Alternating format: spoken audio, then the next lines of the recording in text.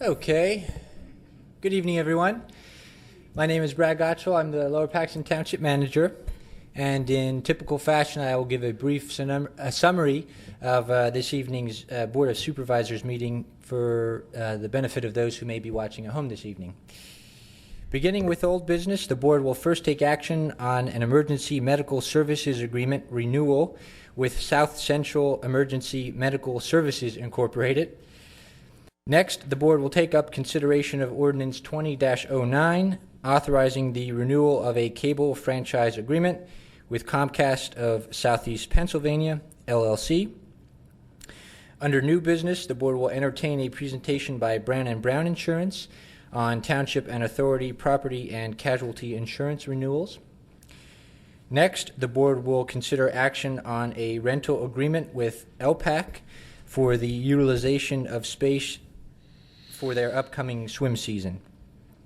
After this, the agenda provides for two action items for the Friendship Center HVAC rooftop unit replacement project, which are a change order and a pay application, and two action items on the 2020 Township paving project, again, a change order and a pay application. Moving on, the board will take up consideration of a lease purchase agreement with Hewlett-Packard Financial Services for certain equipment within the police department vehicle fleet. And after this, the board will take up action of the appointment of Paul W. Navarro to the Township Authority Board. And finally, before adjourning, the board will take action on a preliminary and final land development plan and move to approve improvement guarantees and the payment of Township and Authority bills. With all that said, members of the board are seated and prepared to conduct business. Thank you. Thank you, Mr. Gottschall. I'd like to call this meeting of the Lower Paxton Board of Supervisors to order, and would like to ask everyone to please stand, and Mrs. Lindsay will lead us in the pledge. I pledge allegiance To the flag of the United States of America and to the republic for which it stands, one nation, under God, indivisible, with liberty and justice for all. We'll move now to approval of minutes from the meeting of July 14th, 2020. That was a workshop meeting. Is there a motion to approve the minutes? Mr. Chairman, I'll make a motion we approve the minutes from July 14th, 2020. So moved. Is there a second? Second. Moved and seconded. All in favor, aye. Aye. Aye.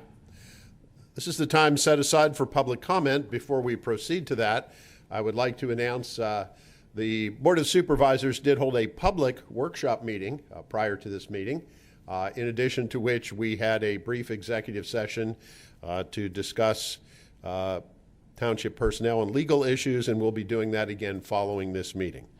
With that, the time is now for public comment for any item not on the agenda tonight.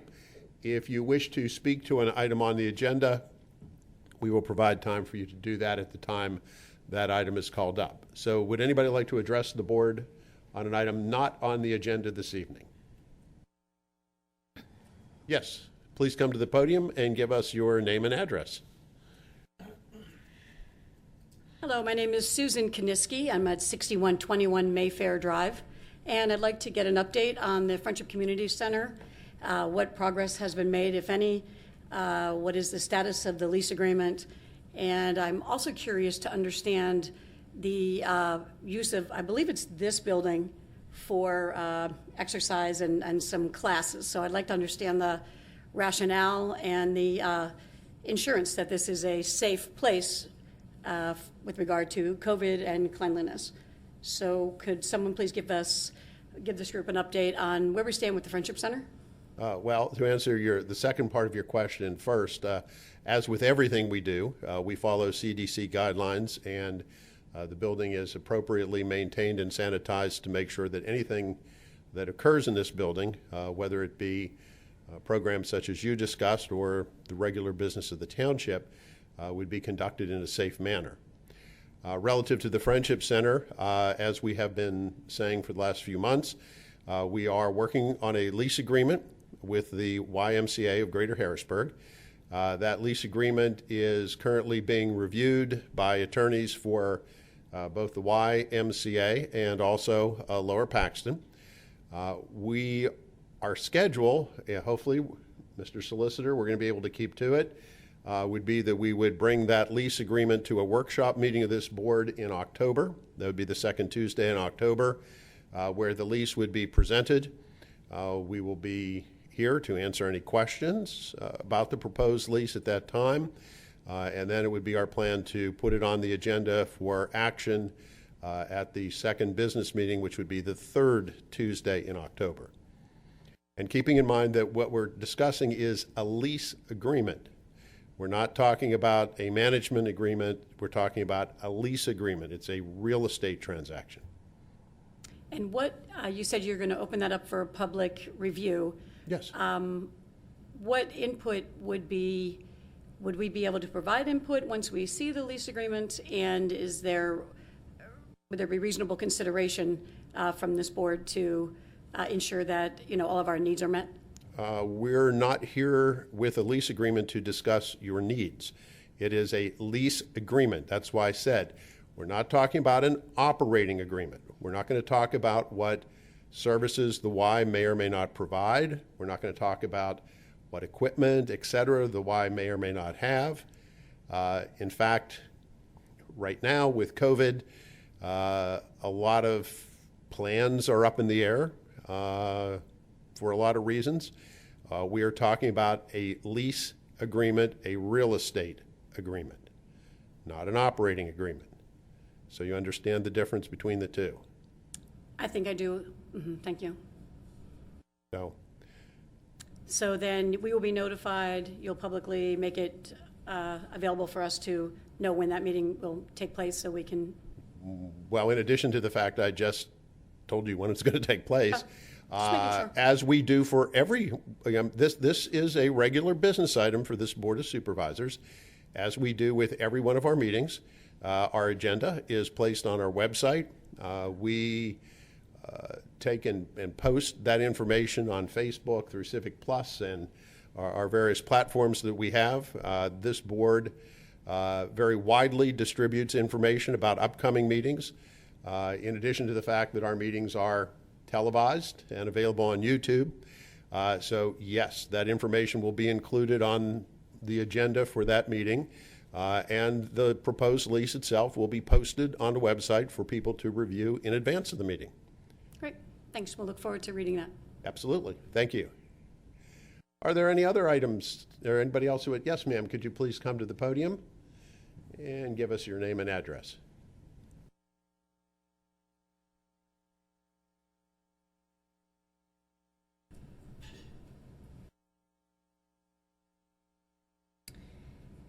LV Green, 108 Eric Drive in Harrisburg. And I am here today as a taxpayer and a voter, okay? And on behalf of about 60 or so residents who are participating regularly in the Aquasize classes sponsored by the Senior Center for those of us who need low-impact exercise. And my question is the Senior Center going to continue to provide those classes in the pool, or is the YMCA going to do that? And we all want to get back to those programs. We need low-impact exercise. My first question. The answer is we want you to get back to that as well. The Senior Center will continue to be operated by the township. That's not part of the proposed lease agreement with the Y. We will continue to have that wing of the Friendship Center, and it will continue to be a senior center, which we're anxious to open as soon as we can do so. With this ongoing COVID situation, we're not sure when that's going to be. We're all hoping and praying that's going to be behind us soon. As soon as it is safe to reopen the center, we will do so.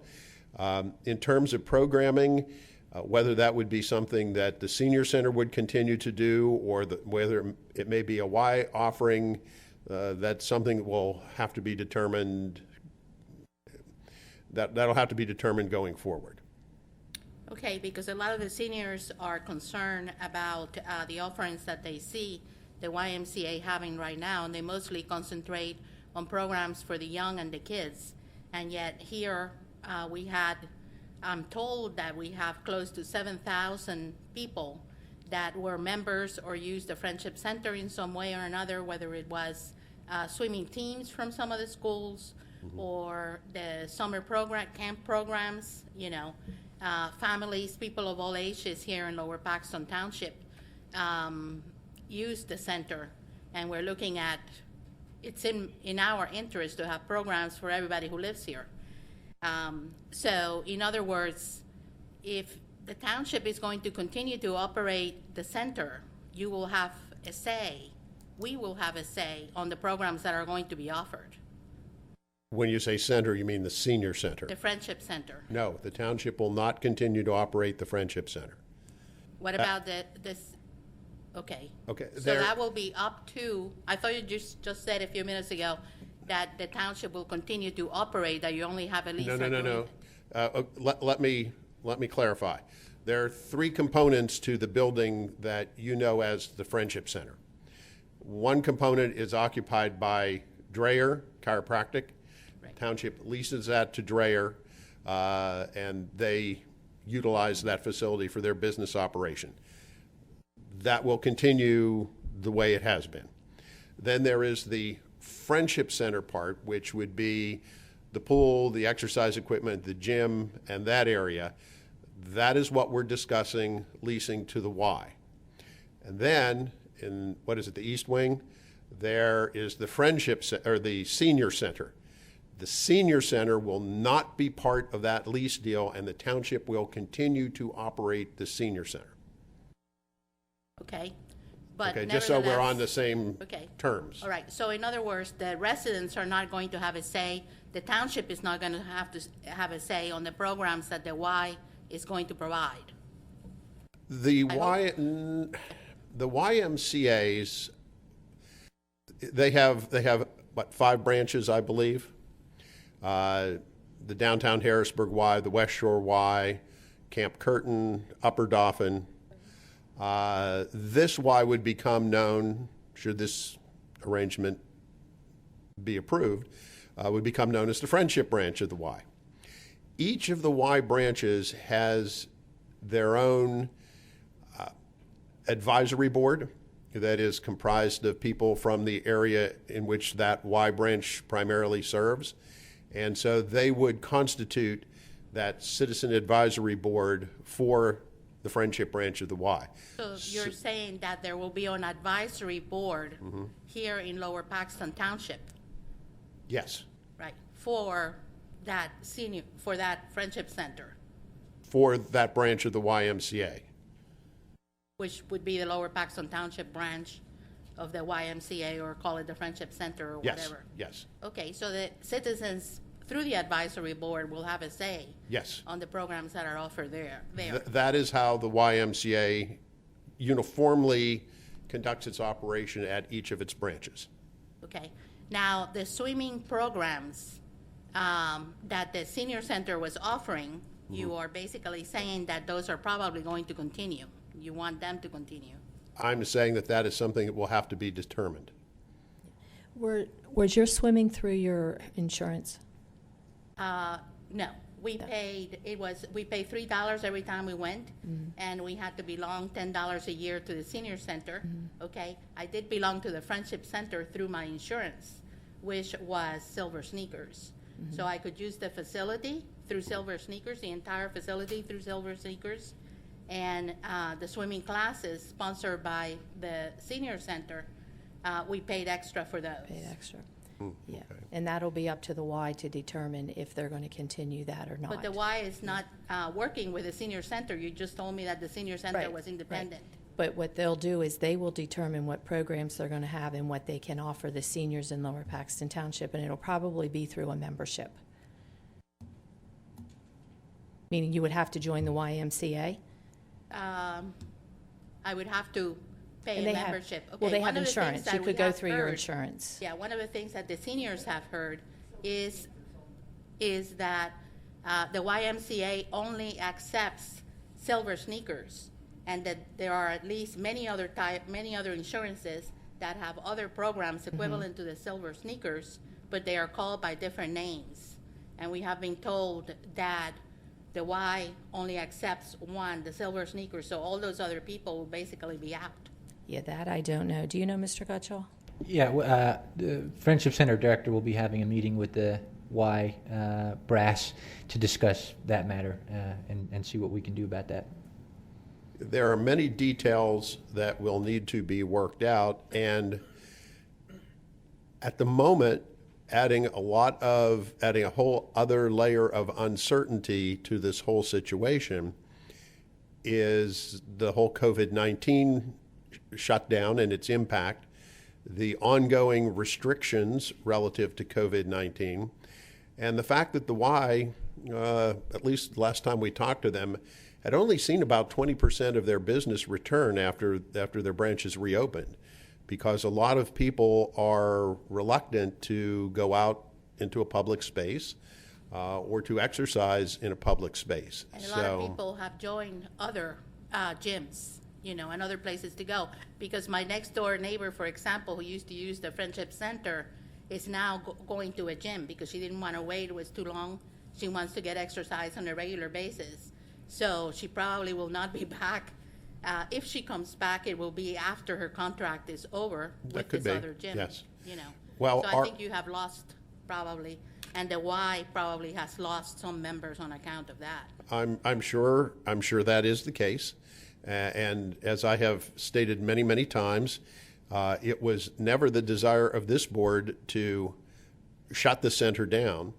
It was our desire to have a seamless transition from township operation to Y operation. The shutdown occurred because of COVID-19. The governor ordered, it appears now unconstitutionally, according to the latest federal court ruling, the governor ordered the facility closed. We then made the determination that under the But it ordered it reopened as of June the 19th. no. Well, a couple of things here. Under certain circumstances. You can reopen under certain circumstances with certain enhanced cleaning and other requirements.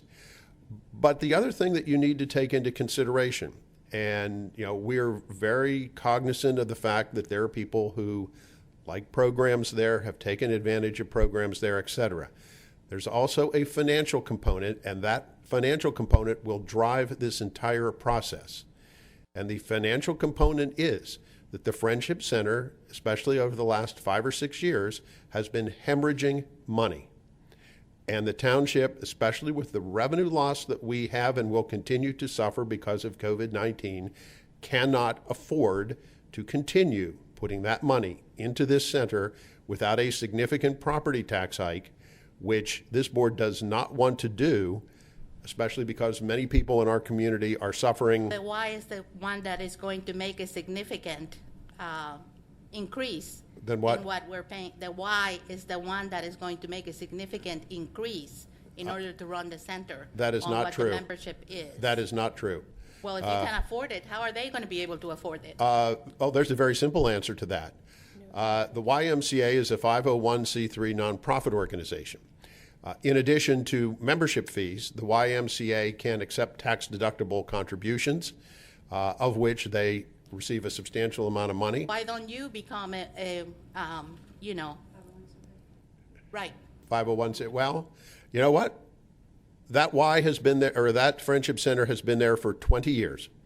And for 20 years, the operating I was here board. when the residents raised the money for that Well, no, the residents did not. The residents raised a very small amount of the money. The township kicked $2 million in to get it started. And then the promise was made that once that $2 million was put in, it would not cost additional taxpayer money.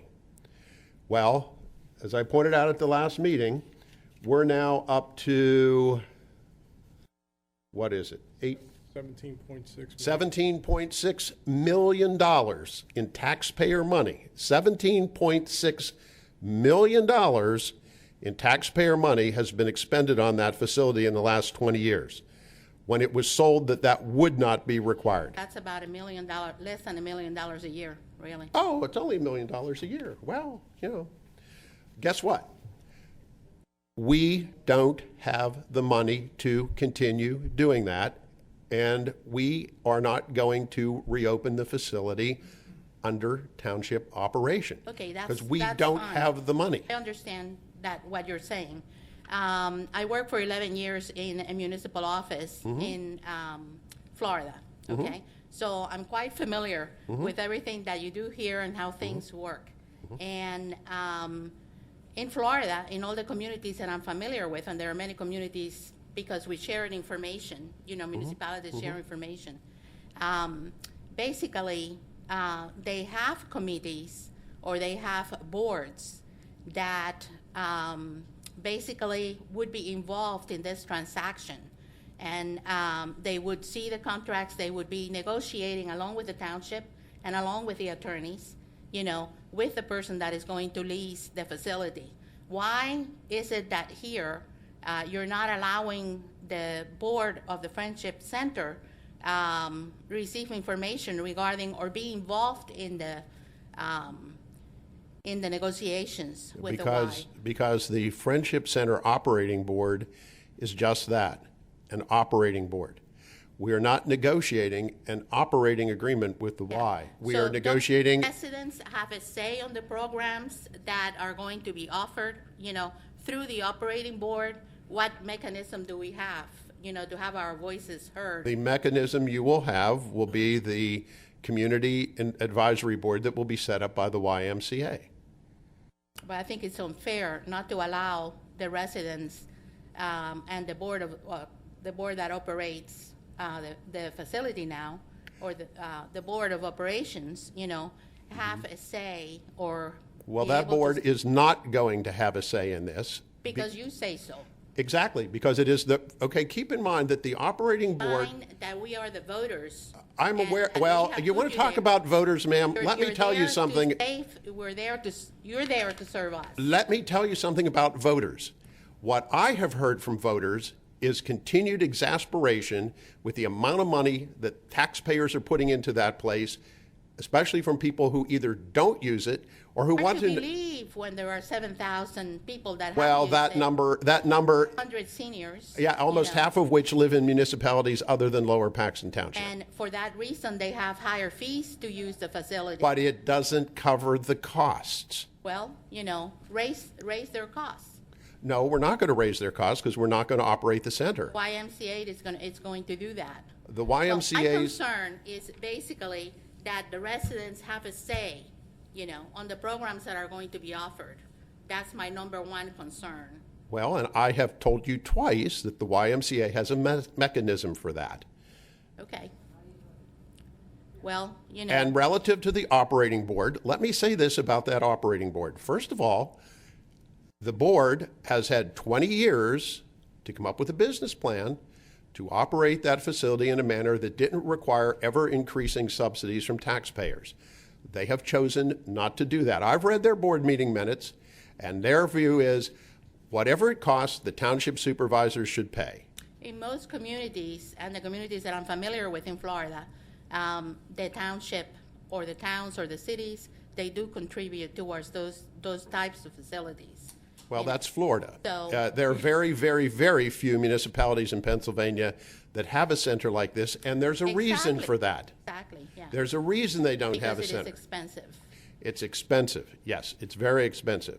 So in my view, the operating board has consistently failed to do its job because it has just had the view that the township supervisors should pay whatever is necessary because this place is wonderful.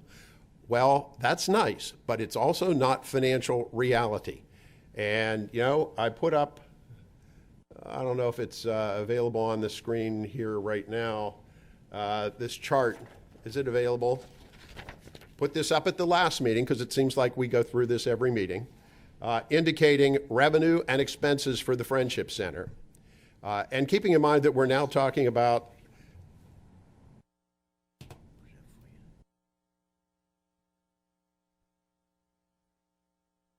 Just a reminder for the people out there watching and the folks here that if you go to the township website, Parks and Recreation Friendship Center, you'll see this and you'll see other I've information. seen that on the website, yeah. For everybody else, just so you know where it's at. On the screen behind you, you'll note the red lines are the amount of taxpayer dollars going into the Friendship Center, and the green line is the cash and revenue.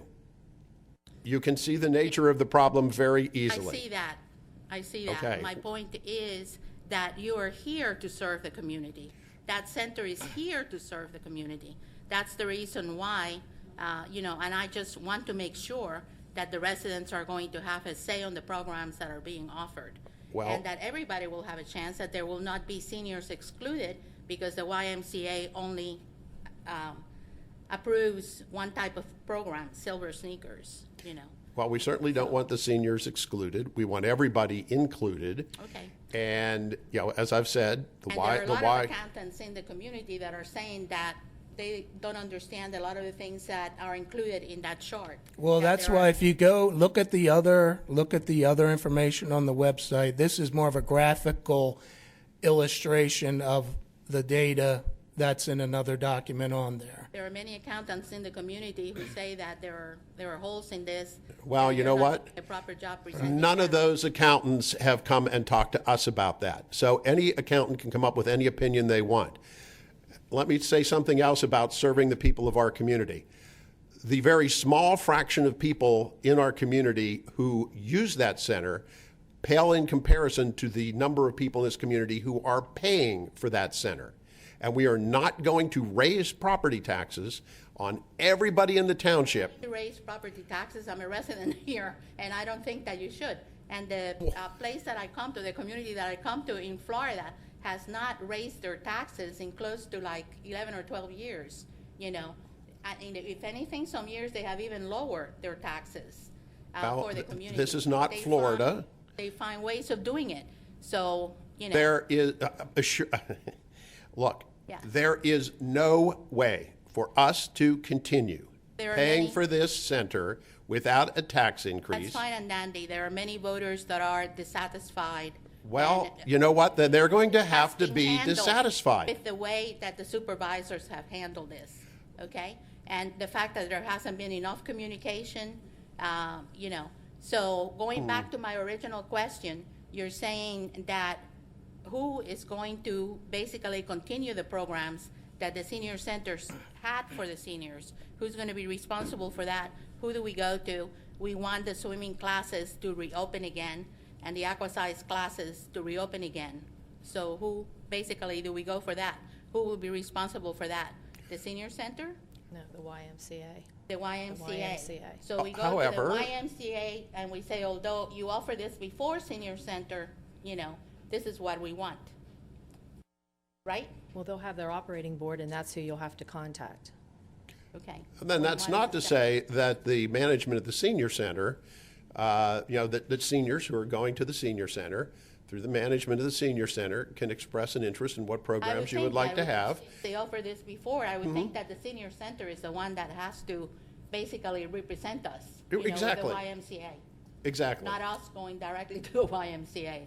That was where I was headed with what I was saying, is, Thank you. That the seniors will make known what programs they would like to have to the manager of the senior center, who can then take those issues, if they involve the YMCA. Basically what we had up until March. Right. That's what we're looking at. Right. I mean, as we've said, and I can't repeat this often enough, the senior center is not part of this, and the senior center will continue to operate. Okay. I also don't understand, I was here at another meeting a couple of months ago, and the comment was made that the senior center here does not receive money from the county, although they are under the county. I think someone needs to do something about that and pursue that, because they do in other communities in Pennsylvania, in Georgia, where my mother-in-law lives, in Florida. There are a lot of communities that do that. Well, you are 100% correct in that statement. And we also asked the question, why is it that we don't get money? And we went to officials in the county and said, hey, why is every other senior center in Dauphin County getting grants and we aren't? And their response was, because you don't ask for it. Right. You So need we are someone- now going to ask for it. You need to have someone on your staff. The Yep. community that I come from had someone full-time on the staff that basically their job was to apply for grants. for park equipment, for all kinds of things, for programs, for all kinds of things. And that's rather lucrative. There were years when we would get $10 million, $12 million, that more than enough pays for a person dedicated to applying for grants. And you need to do that.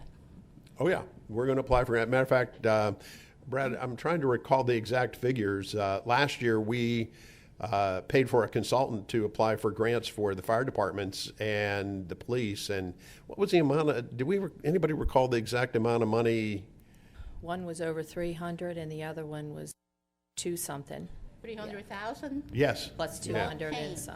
Yeah. Small change. Well, In one transaction, Yeah. right.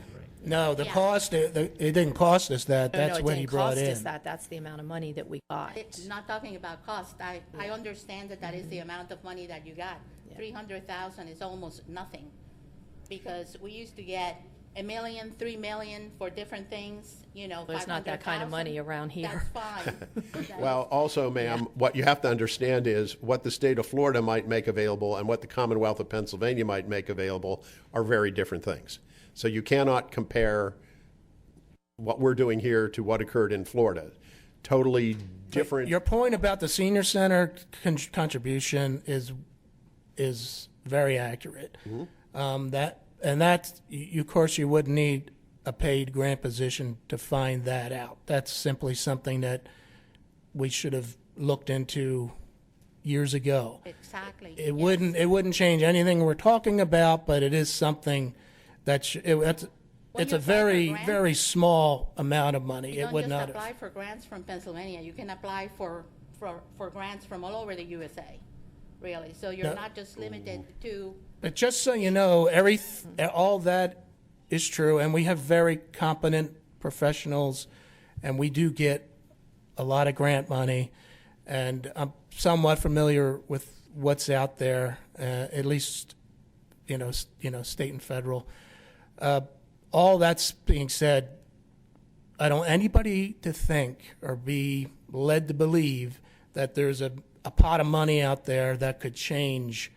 if you don't have Anything. a person on your staff dedicated to applying for grants, you're missing out on That's- literally millions of dollars. Well, each that's year. not No, true it's because something. we have It's various you people are who do what you're that. saying is not out of order. It is something we've considered, but I don't want to mislead people into thinking that there is a pot of money out there that we don't know about, and that if we just hired this person, they could come in, solve this problem. The money, all this extra revenue is going to come in so that we could do all these extra things we want to do.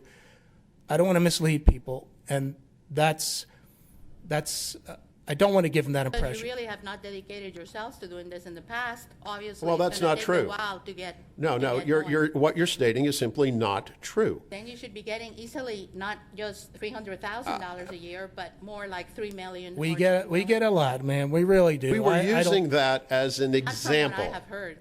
really. Well, what you hear and what facts are two different things. And we have various That should departments. be in your budget. It should show on your budget how much money you're getting from grants. Well, no, it doesn't work that way. It Yeah, does. no, It does each- in the communities that I have worked with. Well, it doesn't matter what you worked with. This is Pennsylvania, not Florida. And we have a situation where we do get grants and we do apply for grants, and they're handled by the individual departments. There is not a need for a separate paid person to do it because it's just being done by multiple people. That's the way we've chosen to do it. It's not going to cost you six figures to hire a person. Well, You were we're not talking- going to. The cost is not anywhere near $300,000, okay? So, anyway, I find Lower Paxton Township, I lived here for 40 years before. My husband and I left for Florida. We were there for 18 years. He died before that, but Sorry to hear that. basically to look after my mother is the reason why we went there. And after he passed away and my mother passed away, I decided to return here because I liked it here so much. And I find that it has gone downhill. Lower Paxton Township, the whole entire Harrisburg area has really gone downhill. I find that you're way behind what some of the communities are able to do and are doing down in Florida. And not because they have the money, but because they work hard. Because they work hard. Oh. So thank you very much for answering my questions. You're and, welcome. Yeah, we'll see. I will go back and talk to my group and tell them what it is that we have to do. Okay? And don't move out. Stay with us. Let's see how this turns out. Don't leave yet. Yeah. Yeah, I what- am very impressed by the services and the politeness of all your staff. Every time that I've had to come here to the township building and the township offices, they are all very efficient, and they all Thank you. are very helpful. We'll pass that on. Thank you. And, Thank you. and let me just say that it appears that every time we have these discussions, folks focus on what they fear we might be losing. There are two other factors you need to take into consideration. First of all is that many of the programs that occurred at the Friendship Center were actually our Parks and Recreation Department that used the Friendship Center, and those programs are going to continue. And also, what we haven't discussed, and we'll have representatives of the YMCA here when we consider the lease, is to talk about what it is that they're going to bring to the table that is going to make the place better, far better than what we could ever do as a township government. So Parks and Recreation will still be involved on the programs that are going to be offered Oh, yes. Through the Well, township. Through the township. Through the township, yeah. They're going to use the building. No, it may not take place in the building, but there are many programs that are currently taking place in the building that might take place elsewhere. A lot of the programs can take place outside. We have Heroes Grove and other areas where we can do various projects. Now you're bringing some of the programs here through Parks and Yes, Recreation. You're yes, going to use yeah. some of the rooms here. Yes, yes. But I urge you to also stop and think about what it is that the YMCA is going to bring to the table that a township government simply cannot. And that can be more programs, better programs, more For the investment. seniors, What's that? the seniors will be included in the more programs? I would certainly fight for that, absolutely. Because I have seniors telling me that they have looked at the programs offered by the YMCA, and there is not that much for the seniors. Well, I don't know, we'll have to see. we'll have to have discussions with the Y about that. But, I mean, they plan on running a capital campaign where they can come in and make all sorts of improvements to the building that we could never afford to make. Better equipment, just hear them out when they're here. Yeah. Listen to what it is they plan to do and what they're going to bring to the table, because I truly believe this is a win-win situation. This is a situation where we're going, hopefully, to have a Y here that's going to be able to have more and better programs, put more investment into the facility, make it a better facility, and at the same time, we're going to unload the financial burden on the township so that we don't become a drain on township revenue and trigger tax increases. So I truly believe this can be a win all the way around, but we need to hear them out. I always have an open mind and listen to everybody. So, You. and I tell people, look at the glass that is half full, not at the glass that is half empty. So, I agree with that wholeheartedly. No. Thank you so much. Thank you. Thank you, ma'am. Anybody else like to address the board? Yes. Yes.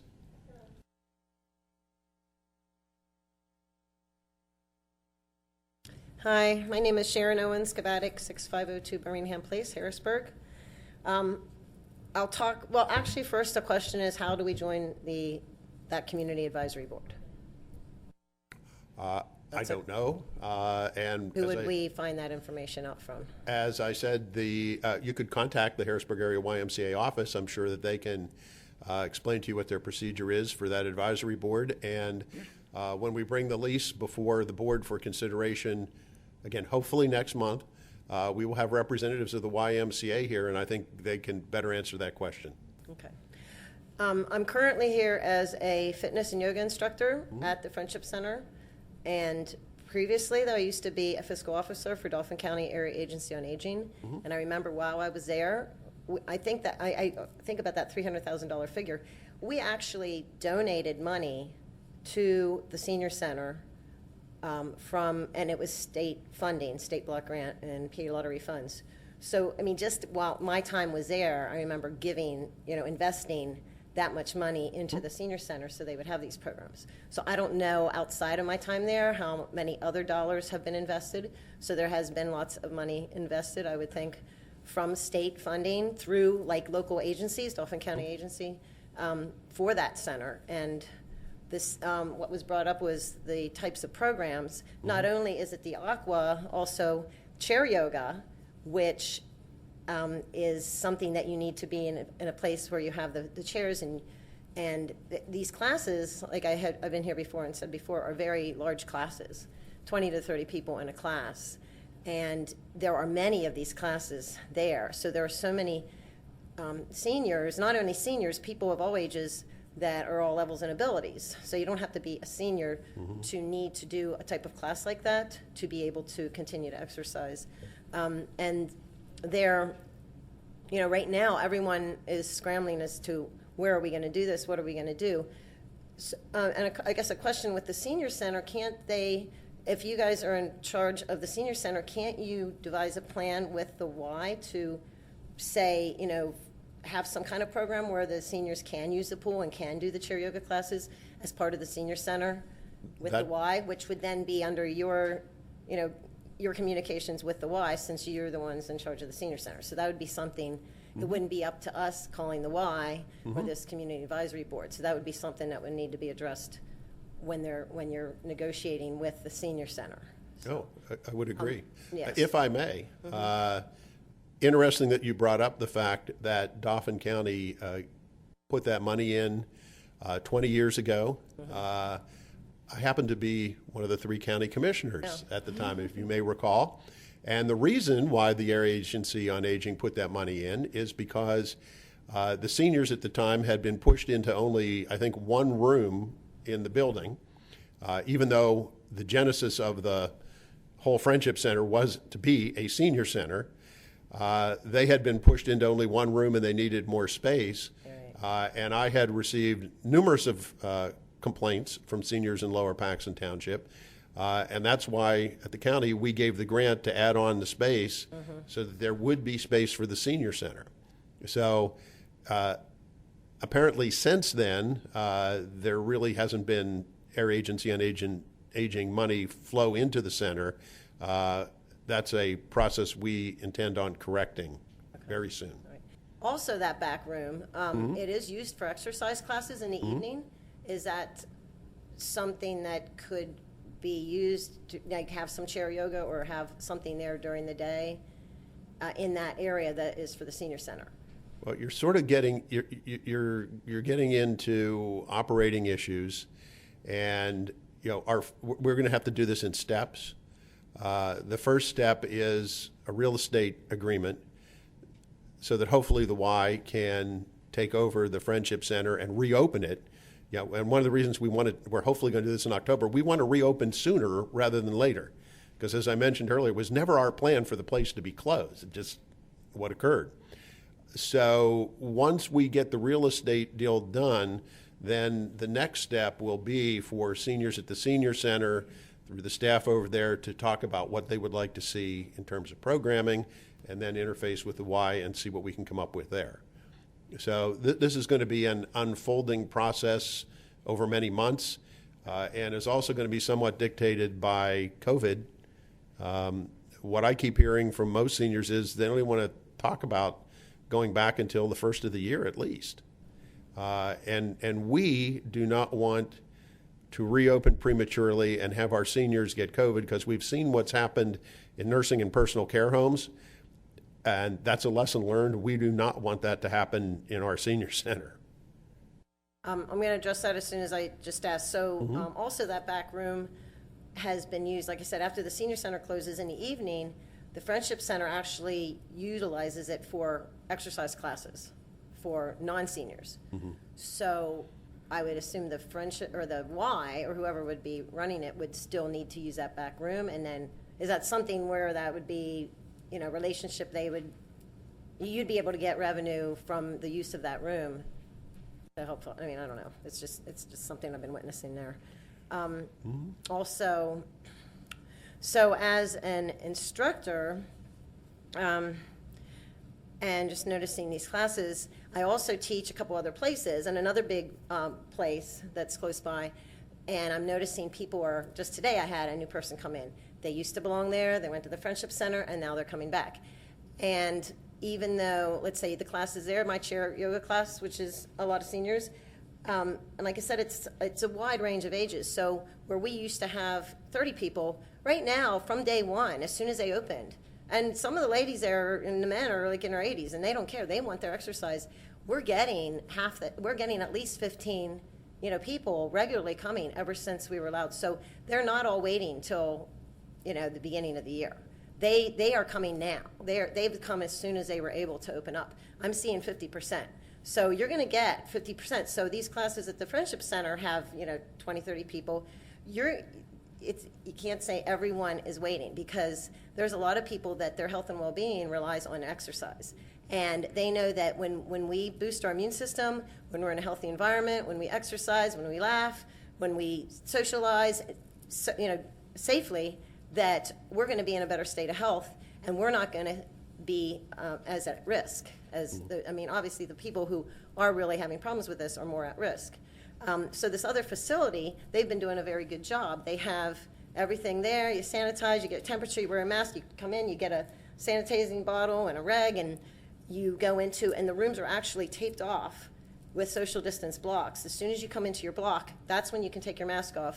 Then you put your mask back on. They took all the fans out, so there's no air like that. We keep the doors open. They took out all the couches, every place where people would socialize, so they eliminate the socialization, the congregating aspect, and they're allowing the exercise, which it's been very safe. I feel cleaner when I leave there than I ever have. So it's actually working, and people are going. And where is this? Central Penn, Fitness and Aquatics. Okay. Yeah, it's been done very well. So they have a very good way. So it can be done. It can be done easily and safely.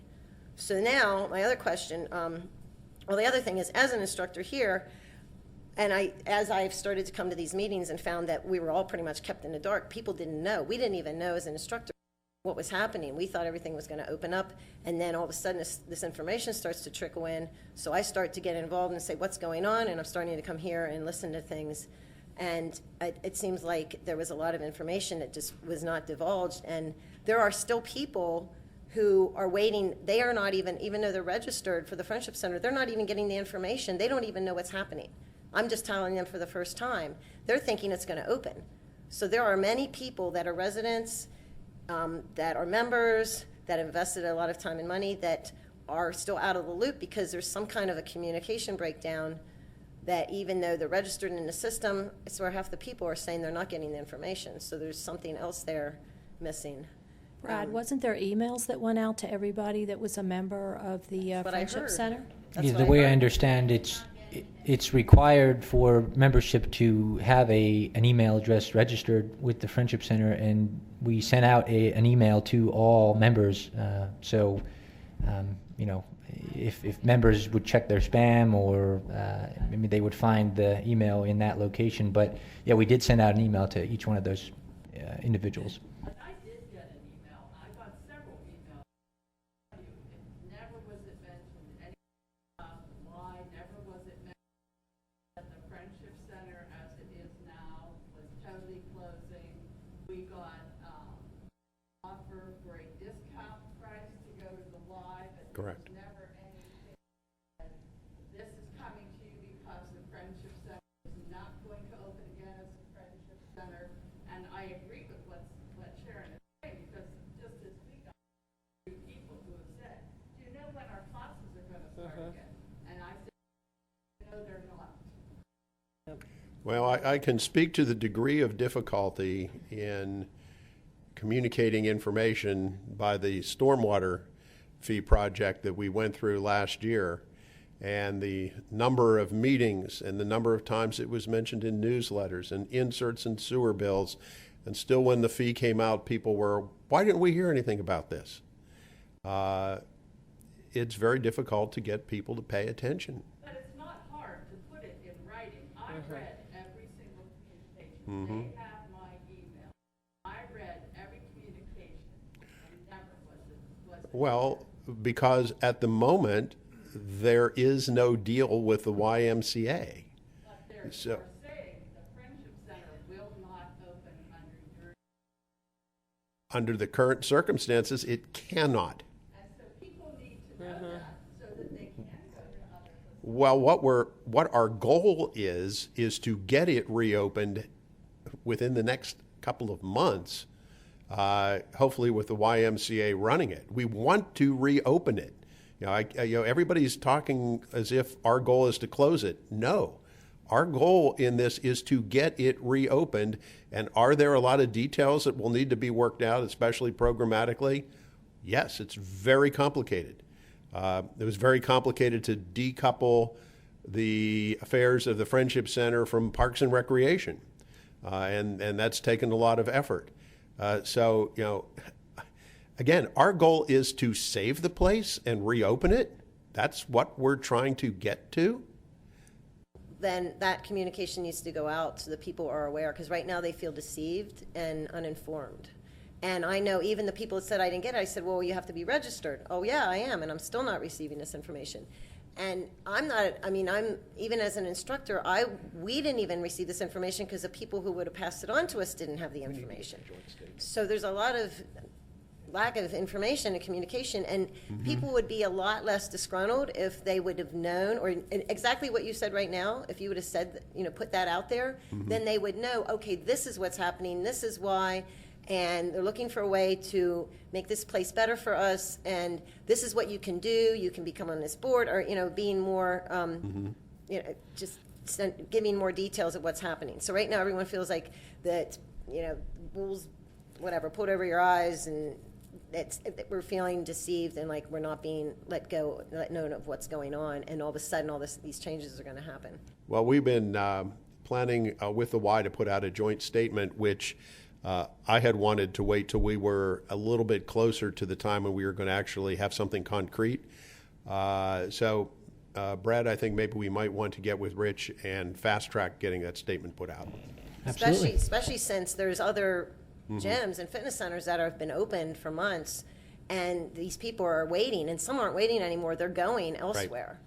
Yeah, because we're hoping that many of the people who were members of the Friendship Community Center will become members of the Friendship branch of the YMCA, and their rates, by the way, are going to be comparable to what we're charging at Friendship That Center. would be nice for them to know too, because a lot of them think they're going to go up, and they're saying, I'm not going to join the one. Not going to go up. So they're already creating this stigma around it, and if the information would be out there, then they'd be a little bit more forgiving and flexible with what's happening. Okay, good point. And Brad, let's get together and fast track putting that statement together so we can get it out to folks.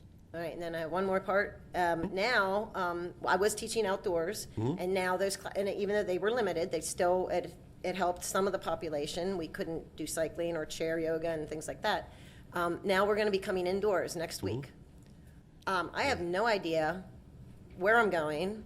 I have no idea of any protocol for coronavirus.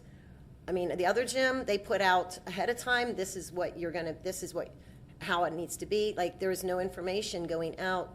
And what was addressed earlier was the safety of this place. So while we believe it's safe and disinfected, when you have people coming in to do a class, what's the protocol? How are we going to do this? Is there social distance spaces? Do we know how far we need to be? I know that the classes have been kept at 10. Like I said, without even, I'm going to get a hold of our coordinator to see if I can come in and see the room, though. There's, again, that lack of communication, and we're not in the know. We don't know what's happening, and then other people, if they would know, they'd feel safer to come in. So to have some communication on what the protocol is for this, it's starting next week. So classes are starting. Here in this building? Yes. Okay. Well, Brad, can we have Parks and Rec get in touch with her? Sure. Yeah. Well, and We'll do that. other instructors. And the others too. as well. Yeah. Yeah, that information should be available. And Lena Green is the coordinator, so I just know that when I was asking questions, the people above me that still didn't know things too, so that communication again. And, so. And they'll be in the hallway. The room is in the next hallway. Okay. And then the other concern is, can we have chair yoga? Can we have, I know we can't probably have a spin because this isn't a gym. They are doing different types of exercise classes. Things though, like a chair. I mean, yoga is a very beneficial for everybody, all levels. whether it's for your physical, your mental, emotional, yoga is a very important practice to bring into your life. And a lot of people don't do it because they think I have to get up and down off a mat. So the chair yoga is a very good way to allow people to benefit from that form of exercise, wellness, and not feel that need to be uncomfortable and so it really helps a lot of people with all types of issues. So if there was some way to have something, and if you guys own the chairs from the Friendship Center, can you bring them in here, and is there a place to even? Well, that should be worked out with our staff at Parks and Rec, and we still do have a director of the Friendship Center, so she can certainly work with you on all those details. Well, and Ms. Bucknight, And- we just did the budget at 5:30, and in her range of classes that she had, there was yoga in that. Well, I know there's yoga, because I'm teaching it. There's mat yoga, chair yoga, talking about for the populations that can't do the regular mat Okay. yoga. So, and that chair yoga was very, very popular, and it wasn't just one class. There was probably, I don't even know, 5 or 6 classes, and you have like 20, 30 people, waiting lists. Max it at 30, and there's still a waiting list. There's people that couldn't even come into those classes. So you have a large population that now does not have that. Well, when Ms. Bucknight or Ms. Scott get in touch with you about the protocol for the COVID, for the CDC, I think those are questions that you should ask them, and then they would be able to tell you. Okay, so Because that they're would the be a ones that are possibility running the of having programs, yes. Here. Okay. Okay, all right. All right. Thank you for your time. Oh, thank you. I think that's all for now. Thank you. Would anybody else like to talk to the board about an item not on the agenda this evening? Sure. Yes, ma'am. What happens if the deal with the Y falls through? What's the plan? Good question. Thank you.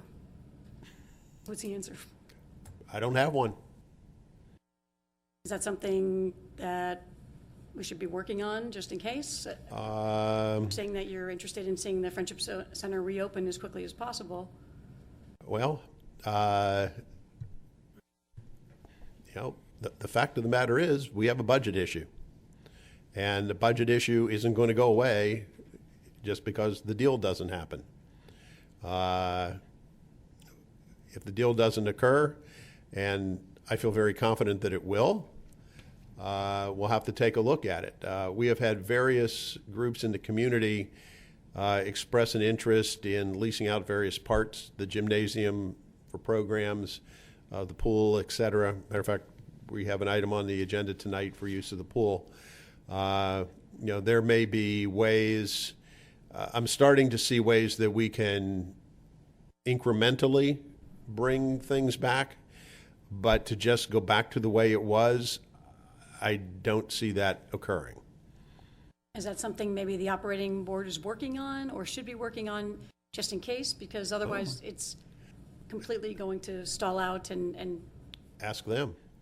Yeah, it's just,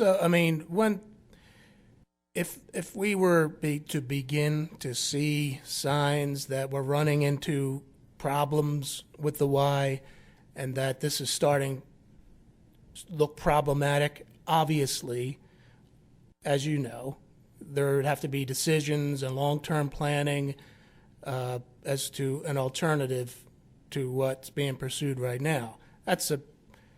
Everybody understands that. But we haven't run into those roadblocks yet. There haven't been any red flags yet. Things have moved along. confident then Pretty smoothly. pretty much it's a done deal? No, I don't use the term a done deal. It's just that we have a nonprofit in that business who sees this as an opportunity, and we have a township government answering to taxpayers who say we can't do this, and it looks like it's going to be a win-win situation. If there were roadblocks and red flags and this looks like there's a good chance it's not going to happen, then obviously we're all smart here that we would have to think about what happens if it doesn't happen. But right now we're focused on making it happen.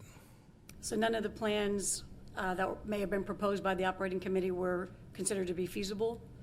I understand there was a reopening plan proposed? It was not financially feasible. Keeping in mind that the problem with the operating board is They want this. They want the center to be open, and they want all of its needs met. And they believe the township supervisor should just spend whatever money is needed to do that. We're no longer in a position to do that, as you can see from the chart. That business model has been failing for years, and COVID-19, as I've said many times, Mr. Gottschall had our department heads cut nearly $1 million in bone out of the township budget because we are anticipating a significant revenue hit due to COVID-19 and drop in tax revenues. So we just, everybody needs to understand that COVID has changed everything. It's impacting every township, every city, every borough, every school district, every county, the Commonwealth. The Commonwealth is $5 billion upside down in a budget. Our problems pale in comparison to dealing with that. We need to understand that COVID has taken this situation and made it far worse, far more rapidly than any of us would have ever anticipated. So like everybody else, we're trying to find a way out of it.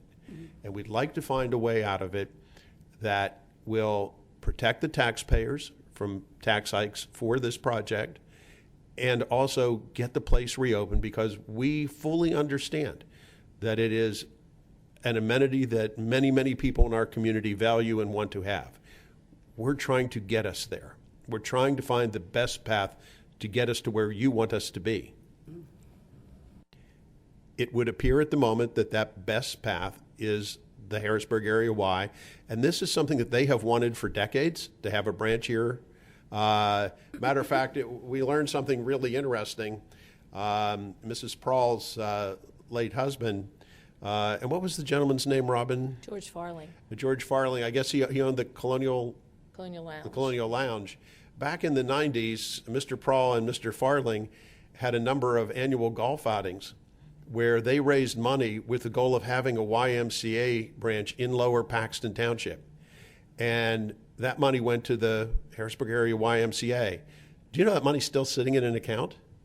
There's almost $100,000 sitting there that those gentlemen raised. So, there's $100,000 that can now be, if the Y takes over, can be invested here. And, that was, that's how long the Y has wanted to have a presence here. So they very much want to have a presence here. The fact that they're willing to proceed when we're under a pandemic and, they've already had operational difficulties as every other business has had. We're just pleased that they're willing to proceed with this. And we're all going to have to work together to get the facility reopened, to try to discern what programs will need to be there. They're more than willing to work with the community. They want to work with the community. We allowed them to open up a daycare operation in the gym because with the school district having this someday, what do they call it, a hybrid system where the students are there some days and some days aren't, it posed a real problem for working parents. What do you do with the children while you have to work? And so there was a great need for daycare, and the Y came out. They actually opened 9 of those daycare facilities in the Central Dauphin School District, and they came to us and said, can we use the gymnasium for one? And we agreed. So, there's a nonprofit, and again, we're not leasing this out to some profit-making entity for somebody to get rich. They're a nonprofit community service organization, and they're very nimble and adept at meeting community needs. So I really believe that they're going to be an enormous plus for our community. And it's they're just the going to ones- take a while for us to get there. And they're the ones that came up with the name. Yeah. They said, why don't we call it the Friendship YMCA? That way we're still keeping the name here and people know that they're still a part. And I think nobody here has in the anything against the community. Y. Who can have anything Right. against the Y? I think we all just want to get back to the Friendship Center. We want to get back to the programs. We want to get healthy again. And for us, it's okay. It's about to get cold out, and it's like, where's our place and where are our opportunities? So whatever you can do to get us back to where we want to be, in a healthy community, we would certainly appreciate that. We absolutely share that goal. That's why we're pushing the attorneys so hard, Mr. Stein, to get this agreement done so that we can move on it in October. We'd really prefer not to wait to have to, bring it to a public meeting until November. We'd rather do it in October. And from the Y's point of view, the sooner they open, the sooner they can get those memberships back that were there, that they don't go to other gyms and facilities. Okay. So, like Mr. Judd said, there are no red flags. We've agreed on all the issues. The attorneys are trying to put things into, attorney language, which some of us don't really totally understand, but they're going to do what they need to do to make the lease what it needs to be. It will be made available to you, in advance of the workshop, and then there'll be a week between the workshop and when we vote, which is our normal procedure. Our goal is to hopefully be able to do that in October, and then the Y wants to open just as soon as physically possible thereafter. Okay. If that doesn't work out, well, we'll deal with that if it doesn't. like Mr. Judd said, there are no red flags at the moment, so let's hope that we can bring this thing home. Okay, I hope that's true. We're looking forward to, like I said, getting back to. Getting it open. We want it open as soon as possible. Thank you. Thank you. Thank you. And as hard as this has been for us and the folks who are really loyal to the Friendship Center, trying to run the school district is 100 times harder right now. And the good news is they're going to try, well, depending on your outlook, they're going to try to go to full-time classes again next month. All the parents have been notified. So this is hard, and what they're having to do is really, really hard. And I'm glad we've been able to provide the daycare for them, and maybe if it works out and the virus cooperates by mid-October, it'll be full-time in-school classes, and they won't need as many of those services. So, okay. Well, I just would ask everybody to keep an open mind. And when we have the Friendship, and we have the Y folks here next month, Mr. Curl, Robin and I have had many meetings with him, along with Mr. Gottschall and Mr. Stein. I'm impressed with his vision. I really am. And I think it would be good for him to share that with our community. So, anybody else? We do have an agenda. Well, thank you all. We appreciate your being. Oh, yes, Andy. If we can maybe move along a little way. Thank you, ma'am. Sandy Prawl, 1001 Homestead Avenue. And it would be far longer if I started telling you all those stories from the YMCA. There are a lot of stories from that downtown Y. I have not served on the operating board for a couple years, so I have been interested in knowing the facts and what is happening. I know you are all interested in having the best situation possible for the citizens. I know that. Mm-hmm. I just wish the process would have been different. And I want the real facts to be known. Part of that is the finances. I think I'm not the municipal accountant that I talk to, but I would like some of those figures to be brought because, and he can speak to them, I don't want the citizens to be misled. As I understand it, the debt is the cash debt, and the monies borrowed are not of the amount that you say they are. So I want that straightened out. I don't want people to misunderstand donating to the Friendship Center is possible, and it can be used as a tax deduction. I remember when Steve Stein researched that for us. Even though it's not a 501c3, my contributions every year are deducted for tax purposes. The problem comes into being when you request money of foundations whose charter only allows them to donate to a 501c3. Mm-hmm. So people can be, and I think it has been a major mistake, that there wasn't a specific fundraising committee with people experienced in raising funds to work alongside of the Friendship Center. There were sporadic fundraising efforts and good results, but it wasn't a yearly ongoing event.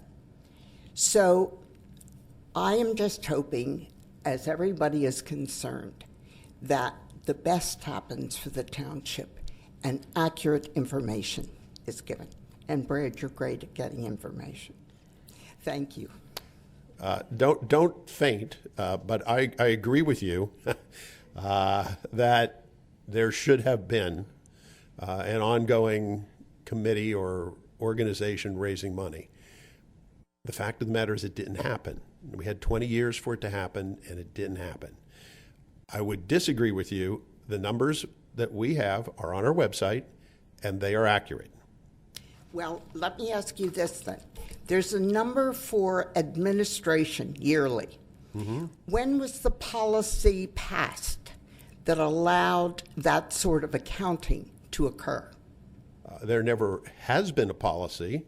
Well, there needs, according to the accountants and a municipal lawyer, there needed to be a policy voted on and approved by the supervisors. Well, A, they're not in possession of all the facts, so their conclusions are wrong.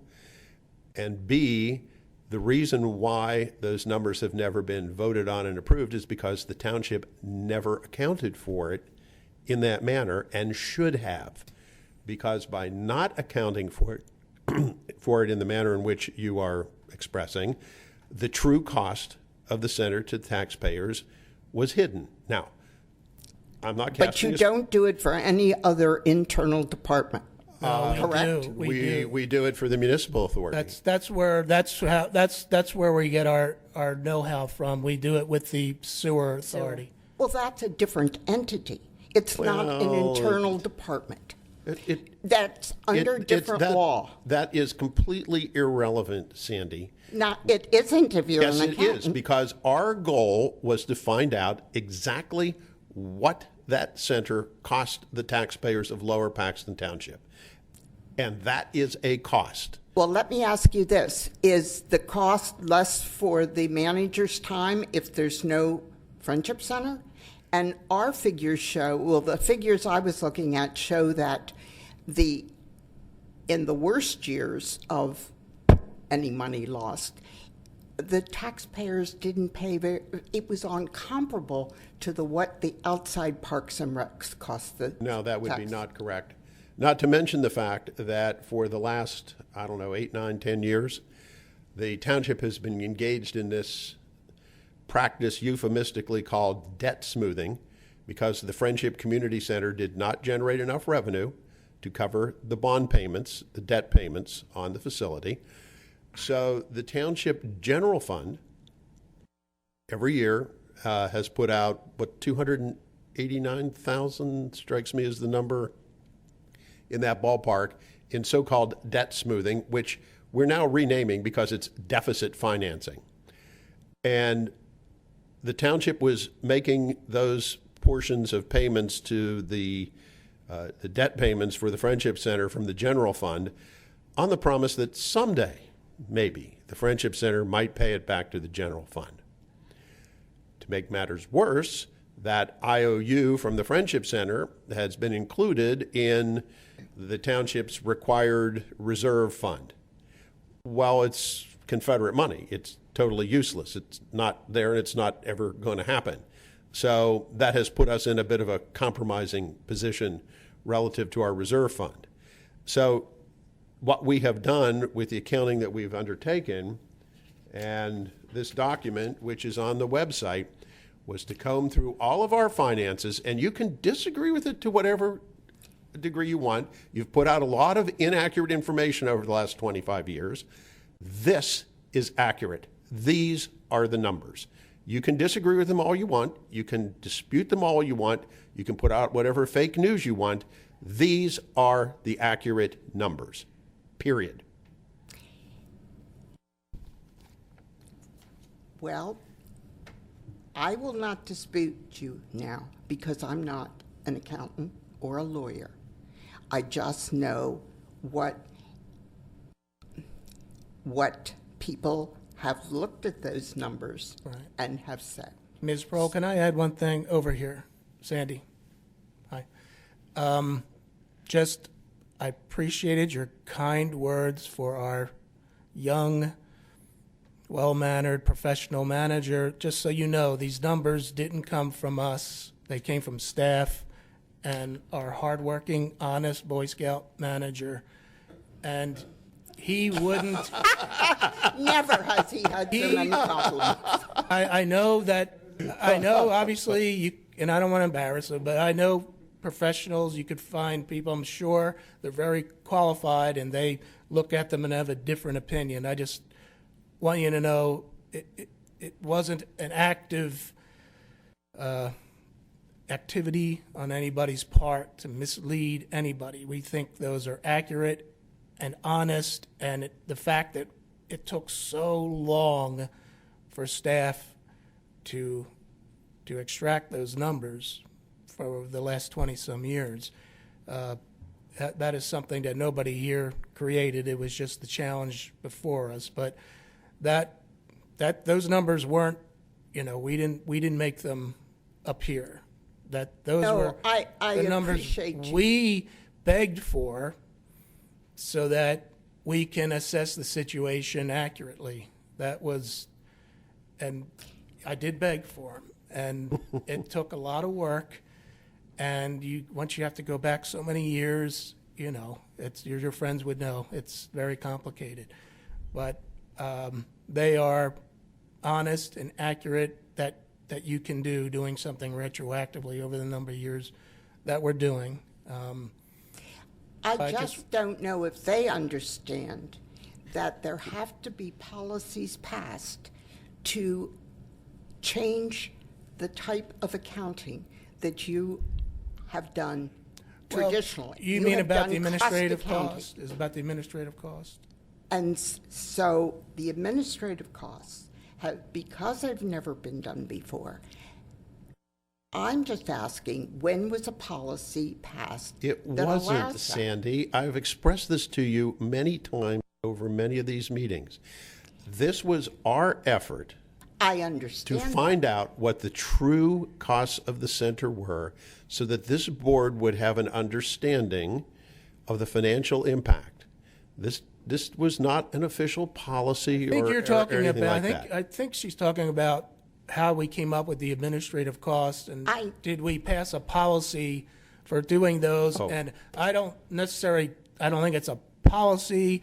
It is the practice that we've had years of experience on through the township authority, because there's no actual authority staff for sewer and stormwater. It's township. So throughout these decades, they've come up with a pretty accurate way to figure out this is how many fractions of hours our township staff spends on doing things that are not billed to that is not general fund somewhere else. So there's a general idea about how these things work. So whatever, whether legally it should be a policy, of course, obviously, we don't believe that. Well, it's even if not it a was, policy. or a policy, or whether this had to be voted on by the board, it would not change the hard decisions that we have to make. It wouldn't materially change the outlook, the reality, or the fact that we still think pursuing an agreement with the Y is going to be better for everybody. It wouldn't change the basic discussion that we're having. I truly believe that. And it wasn't pulled out of thin air. It's something we have decades of experience on, and as far as calculating those things. On another subject, I am pleased to hear that you're going to have the Y present to explain what they anticipate. Oh, yeah, they wanted to Oh, yeah. come. Yeah. They wanna want be to here. come. Good.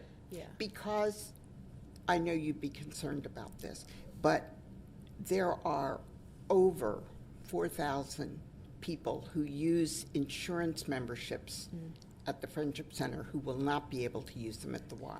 I think Rachel, am I right, Brad? Rachel's going to be meeting with Rich to explain what we take at the FC now. Yes. And see what they take, and then see if we can, get a deal on that with them. Well, because it's public knowledge. I mean, they only do one insurance. And Rachel,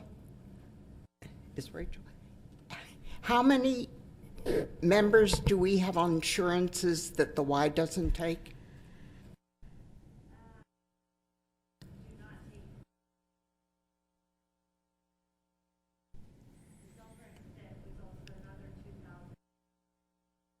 They do not take either of those. So that's 4,200. Well, Sandy, don't you think if the YMCA sees the potential of adding several thousand members to their rolls, they might find a way to accept that insurance? Well, that's what. Would that not be a good business decision? But let me explain.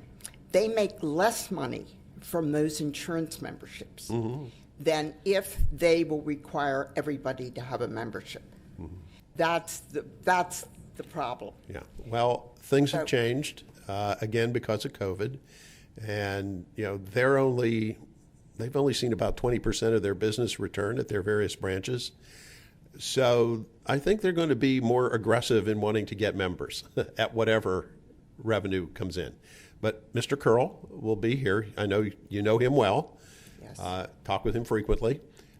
He will be here in October when we present the lease, and I'm sure that he'll be happy to answer any and all questions at that time.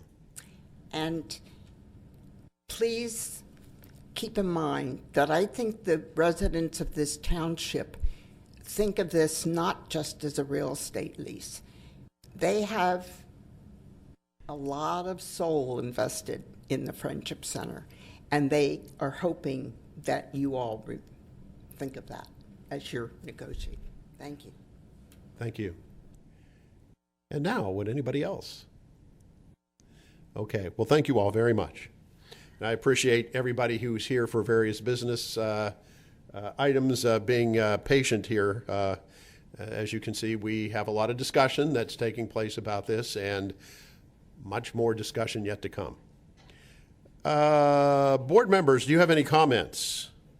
Yeah, I just have two. Tomorrow night is a simulator at the police department, and there are still 4 openings. You can register online, and I'll be a salesman for the Paxtonia. Sorry, Bill.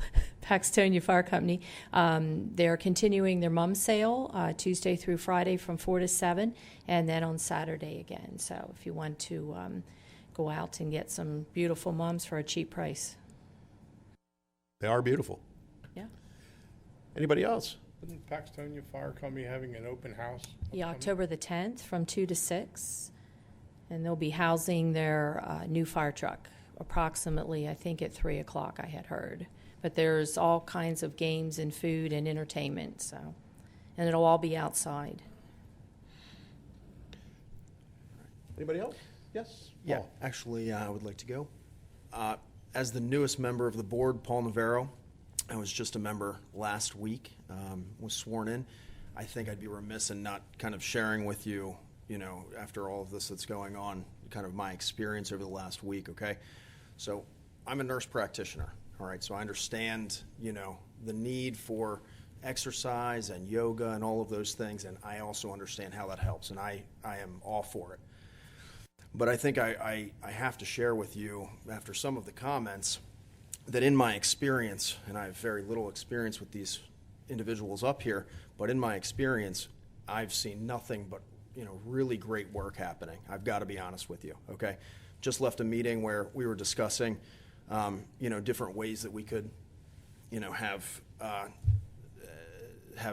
stuff for the members of the community, different activities and things like that, the yoga, the things like, that we had discussed earlier.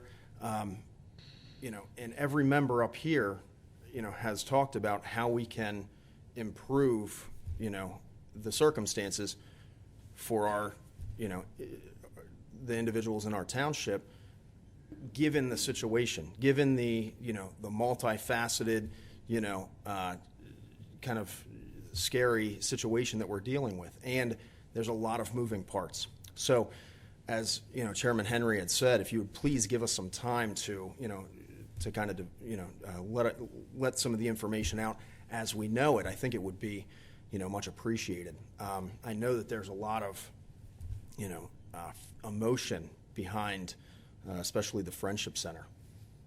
That's where my mom dropped me off when I was, in junior high. That's where she trusted, that I could go. Okay, I get it. I understand. At the same time, we all understand that, and I think I have to take this moment to let you know that every single person up here, understands that situation, but also has to make good decisions, for the people in this township. And whatever decision is made, I can promise you, it's done with very good intentions. And I think you've got a lot of intelligent individuals that are looking at these problems, and it's multifaceted. There's a lot of different issues going on at once. Okay, so that's all I have to say. I want to thank everybody again, for coming out here and for being so passionate. I think that's very important. I think it's also important that you understand that we also are looking at different funding opportunities and different things that, as discussed earlier, it's not something that we don't talk about, for over the last 2 weeks that I've been around every day. So, I think I have to point that out. This is my only opportunity as a new member to kind of let you guys know that this is what's going on up here, and I'm impressed. I'm impressed by the staff. I asked a question, a way that we might be able to save money, had an answer in 2 days. Very impressive. I ran a very big company, and I don't think that I could have had that fast of a response. So I thank everybody. Thank you for your passion. Thank you for coming out, and I also want to thank the board. And that's it. Thank you, Paul. Any other board members have any comments? Seeing none, we'll now have the Boy Scout our manager's report. Thank you, sir. Thank you. I would start to recite the Boy Scout Code of Honor, but I forget it by now. I only have one item this evening, board members, and that is the favorite item of the evening, and that is the census. Ooh. And it's a good report because as of last Thursday, our self-response rate has increased to 79.10%. 79.10? Yes. And that... what? Yeah. Well, don't you go from 79 to 80? I don't think he got his math merit badge. Oh, sorry. I have it written as 2 decimal places. I'm sorry. So that keeps us within the top 10% of the highest response rates within the county. And actually, most importantly, now surpassing the rate achieved during the 2010 self-response rate. So we are finally surpassing that hill, and it's a very good thing. So, every increase we have moving forward is just continued and ongoing. A great success over 2010, and we hope our residents keep responding in that way. So the truth is, you just want to see if we were listening. That's exactly right. Yes. Very good. Well, I'm glad to hear that we continue to make progress there. When do we go? When does the self-report period end? Was it extended? I believe the end of this. Not extended. I'm sure Mr. Murphy He's would here, know yes. that. Okay. They're doing door-to-door, and they're doing follow-ups. I got a thing in the mail. I had to submit even more information, which I gladly did, and I think in some communities they're doing 9/30, end of the month. End of month, end of September. So anybody listening who has not yet replied to your census form or your local census taker, please do so. It's very important to us that we get an accurate count. Anything else, Mr. Goff? That's all I have. Okay, thank you. Thank you. Okay, with that, we can now move on to business. Starting with old business, we need to take action on an emergency medical services renewable agreement with South Central Emergency Medical Services Incorporated. And we did talk about this at our workshop meeting last week. Mr. Gottschall, anything new or anybody have any questions? Looks like somebody wants a signature. Oh. Yes. Nothing new? No, nothing new, no. Board members, any questions? As we vetted this last week. So seeing none, any public comment? Seeing none, is there a motion? Mr. Chairman, I move that we approve the action on an emergency medical service renewal agreement with South Central Emergency Medical Services as presented by Mr. Gottschall at our workshop meeting. So moved. Do we have a second? I'll second it. Moved and seconded. All in favor, aye? Aye. Aye. We also need to take action on ordinance 2020-09, this authorizing execution of a cable franchise agreement with Comcast of Southeastern Pennsylvania, LLC. And Mr. Godshall, we are going to have, it being an ordinance, will there be a hearing on this, Mr. Stein? This type of ordinance wouldn't require that, but I don't know how it was advertised. Was it advertised for public hearing or just advertised it was going to be considered? Public hearing? Okay. All right, then we'll do a public hearing. Mr. Stein, pretty... Thank you, Mr. Chairman. This is time and date set for the public hearing on ordinance 20-09, which would authorize execution of a cable franchise agreement with Comcast of Southeast Pennsylvania, LLC. Is there anyone in the audience that wishes to be heard on ordinance 20-09? Seeing no response, Mr. Chairman, it would be in order at this time to close the public hearing, and the board may take action on ordinance 20-09 if it so desires. Thank you, Mr. Stein. Now before the board, ordinance 2020-09. Is there a motion? Mr. Chairman, I move that we approve ordinance 20-09, authorizing execution of a cable franchise agreement with Comcast of Southeast Pennsylvania, LLC, as discussed in a prior public workshop meeting and outlined on the agenda tonight. So moved. Is there a second? Second.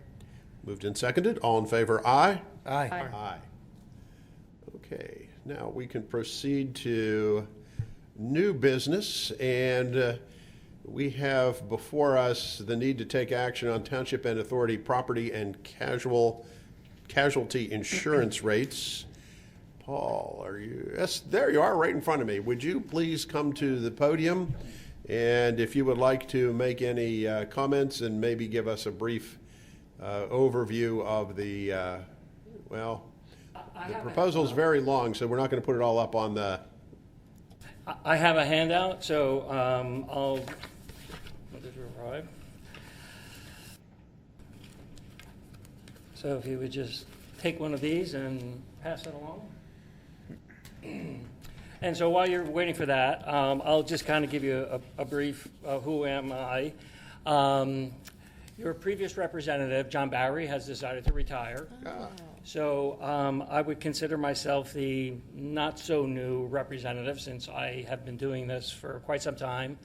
My background is I've actually been in the public entity insurance business for 30 years. I actually am the director of the public entity division of Brown & Brown Insurance in our office. And so I don't know how much you know about us, but briefly, we do represent about 125 local governments from basically Carlisle East. And of course, you are one of those. And I actually handled the bulk of those. So it's my pleasure to be your new representative. So one of the things I just kind of wanted to point out is, I prepared this overview, and I took some time to dig into the history of the insurance for the township and for the authority. And I don't know if everybody had received the full proposal. It's 30, 40, 50, 60 pages long. Most people are most interested in the premium summary page, yes. So I attached those. And in addition to having the premiums, there's some very valuable information there because it kind of tells you what's happened not just with the premiums, but what's happened with the exposures that drive those premiums.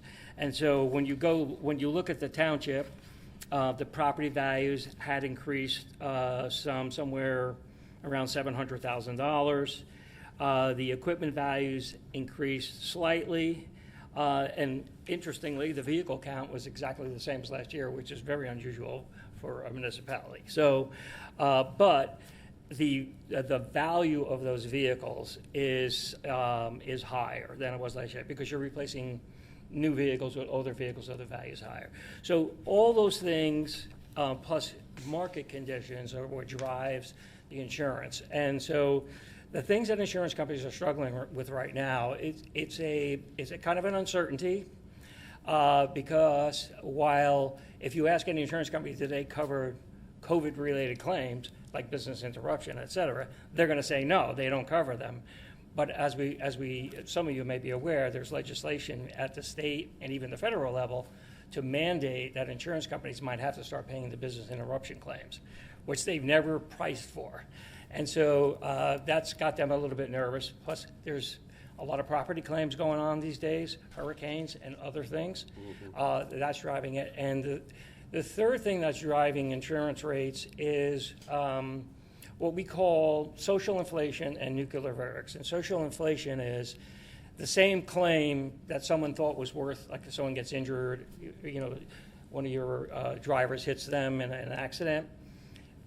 That claim might have been worth $200,000 5 years ago. Now that claim is worth $750,000, and so that's driving automobile rates, and as I mentioned, property rates are also impacted as well. That all being said, the range of increases we are seeing are basically in the 3 to 8% range. The township's premiums is at 3.1%, so you are at the low end of that range. And as you can see, and this is not atypical, the township, even with this year's increase, if you look back to 2017, the premiums were actually much higher in 16 and 17. And part of the reason for that is we switched to insurance companies, which we have done with this township and the authority periodically. So that's fostered competition, and so that was one of the reasons for the big drop from 17 to 18 was we switched insurance carriers, and that was roughly $12,000 reduction. So we will continue to do that as those opportunities present themselves. So in the scheme of things, the premiums have been relatively stable, and actually, like I said, are still less than they were in 16 and 17. I made a little note. We provide to Township Administration a summary of what insurance companies we've gone to in the past, what the outcome was. Generally speaking, we present to you the best possible offer that we find. But we do a full market search, and we have done the same, for this township. So obviously, I'm new to this account, but I know what we do as an organization, and we've done exactly this is our protocol, this is our procedure for that. So we do provide that. And then lastly, we are very big on what we call risk management, and by that we mean ways to reduce your claims so that you pay lower premiums, because a good portion of the premiums you pay is based on your claims history. And your claims history is generally good. And so, but I don't know to what extent, this is our webinar schedule, and we have all kinds of webinars on defensive driving, like maybe topics about employment-related matters, and topics about just safety management in general. So this is the 2020 webinar schedule. I don't know if you guys have availed yourself of any of these. One of the most favorite ones we recommend is defensive driving. That's probably where you have most of your claims, is in the automobile area. So we would encourage you to take advantage of those programs as far as that is concerned. Moving on to the authority. The authority, it's kind of an apples and oranges situation, because the authority did purchase a rather expensive vehicle.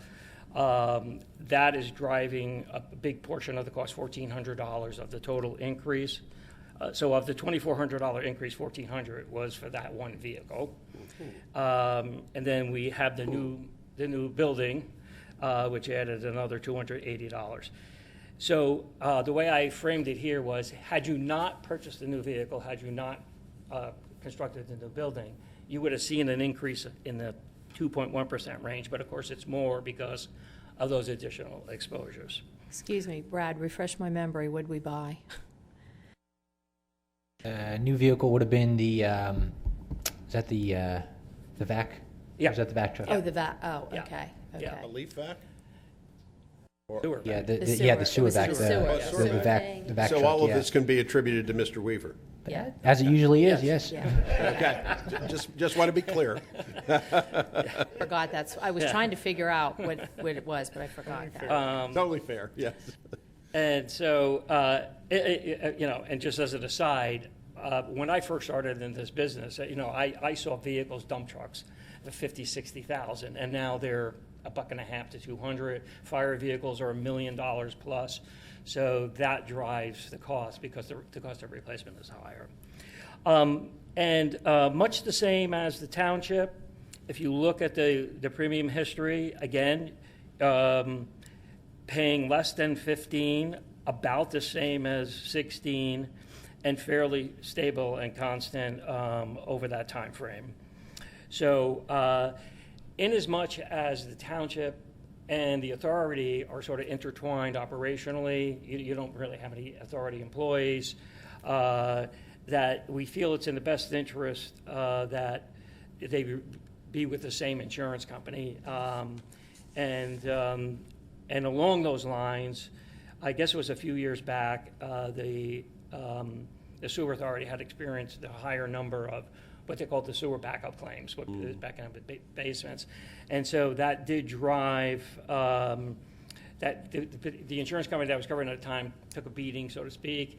They wanted it off, and so we had a little difficulty, again, this wasn't me, but my predecessor, a little difficulty finding a replacement, but by coupling the township with the authority business, then we were able to make that happen actually at a cost benefit to that. So that worked out pretty good, and more than likely, whatever company would write the insurance for the township and the authority would be the same company over time.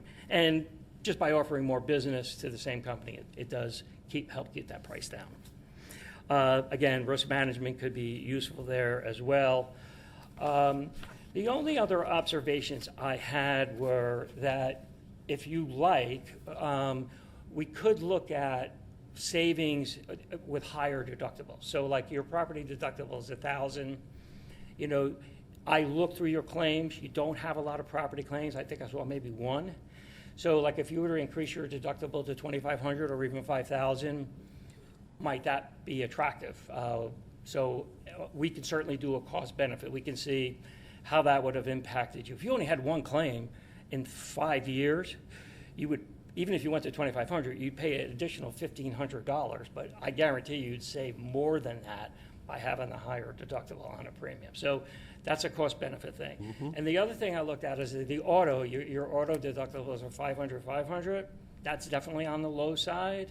And so there could be some savings there, although there's been a lot of activity there too. So I'm just throwing it out there. This is part of what we do. We look at ways to see if we can reduce cost, if it makes sense. So we could do a cost benefit on both the property and the auto deductibles. There's nothing to lose by doing that, and I would recommend that we would do that. Sir, if I may, how quickly can you get that done, do you think? What's the well, we have to go back to the insurance company. I would say, let's see, you mean like prior to the renewal? Yeah. Yeah. I'm sure we can get numbers prior to the renewal. Yeah. Okay. Mr. Solicitor, can the board approve the agreement, approve execution of the agreement based on what various information we find in, because we don't meet again, the board doesn't meet again until October 6th, and the renewal's up? What could be done is they could approve it subject to our review, staff review. Yeah. Yeah, obviously the numbers would have to make sense, and I don't know offhand what they would be. So, but it was just one of the things I looked at when I saw for 136 vehicles, 500 is definitely on the low side. So, But she said we're having a lot of accidents. Well, I would That's imagine a lot of 500s. Once Brad becomes of age, the premium will come, will come down. Oh, gee. So this is true. You young drivers do. So we need to educate our staff on their driving skills. I mean, do you well, know I- how many accidents we had? Not In a offhand, year? but I do know we've had a number of recent ones, not to any fault of our own recently. Yeah, But, so it depends whether they're at fault, not at fault. But basically what we do is we'll take the 136 vehicles and we'll say, okay, 1,000 versus 500. How much do you save? And then we would see how many times you'd pay that extra deductible and Right. whether or not. Right. I have a feeling on the auto, it probably won't work out. That's not good. Well, so, you're benefiting from the lower deductible. And hopefully the insurance company leaves it that way, so we don't have to concern ourselves with that. If we're having too many accidents, Yeah. if you're only paying 5, but if you jump up to 1,000, that's a lot of extra money if Yeah. we're having. Yeah, this obviously, if you have accident. 10 claims, if you have, well, let's say not 10, but let's say you had 5 claims in a year, that's another $2,500 out of pocket. You would want to save at least that to make it Right, worth its while. right. I'm not sure that it's going to make sense, but it should definitely make sense on the property side. On the so. property. And the only other thing I had was that we had looked at, as we do every year, we have a 100-item checklist of coverages, and we go through and we check off all the coverages that the township has against all the available coverages. And so over time, both cyber liability was not purchased by the township or the authority. That was generated by that review. And when I went through this with Tim, two of the things that I identified were, one was you have underground fuel tanks, and you do not have pollution liability coverage if the tank leaked and it migrated to a third party. And I don't know if that's possible or not, but that's underground storage tank liability. So I do know, by the way, that there is, we have a quote, an optional quote for $1,700, but I do also know that there is I thought there was a township program, underground storage tank indemnification fund, that other townships have told me that they participate in, but I believe it has a $10,000 deductible. So I don't actually know who administers that. It's not us, but we have a quote that, that was just one of the things that came up. And then the only other one was there's a policy you can buy, which is a companion to your workers' comp. If you have a paid police or fireman out, they have to get compensated 100%. Workers' comp pays 2/3. This policy would pay the other third. So some municipalities do purchase that. I believe that was $3,000 annually. So I don't think there's been a lot of activity in discussing this with Tim, so that may or may not make sense. So that is my quick overview. I just want to say I'm looking forward to working with the township. We thank you for your business and your support over the years. We worked hard. The initial numbers that we received for both the township and the authority were higher than the numbers we presented. So it took us a couple of weeks, actually, after we got the preliminary numbers, it took us 2 weeks to say, yeah, nice try, but that's not, I'm going to a board meeting, and that's never going to fly. So we're your advocate. We work over the companies on your behalf. And so with that, again, thank you. I don't know if there's any questions from the board or from Brad. Quick question, Paul. What's a quick definition of inland marine? Oh, yeah. Inland marine. I'm so glad you asked that, actually. It's one of the most favorite asked questions. The original insurance that was ever put together was ocean marine. That was the first. And so basically it was covering ships over water. That was the original. Lloyd's of London did that. Inland marine is something that is mobile but over land, i.e. inland. And so it's an antiquated term, but it's basically what you would describe as mobile equipment. So, but it has a history because that was the original insurance, was ocean marine. Thank you. I thought we were having boating on Lakeside Marine over here by Hoffman, and which you couldn't run a very powerful boat on it. I thought we were going to finally build some canals in Lower Paxton Township. Yeah. I You do have a lot I do have a of lake inland across marine from my equipment. house. You definitely have quite a bit of that. Any other probing questions? So in terms of the motion,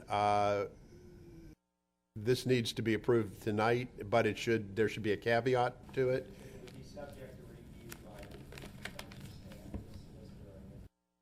Okay, and then that would allow minor changes to be made if, like, the deductible proved to be. Yeah. Okay, so whomever is going to make the motion will want to include that.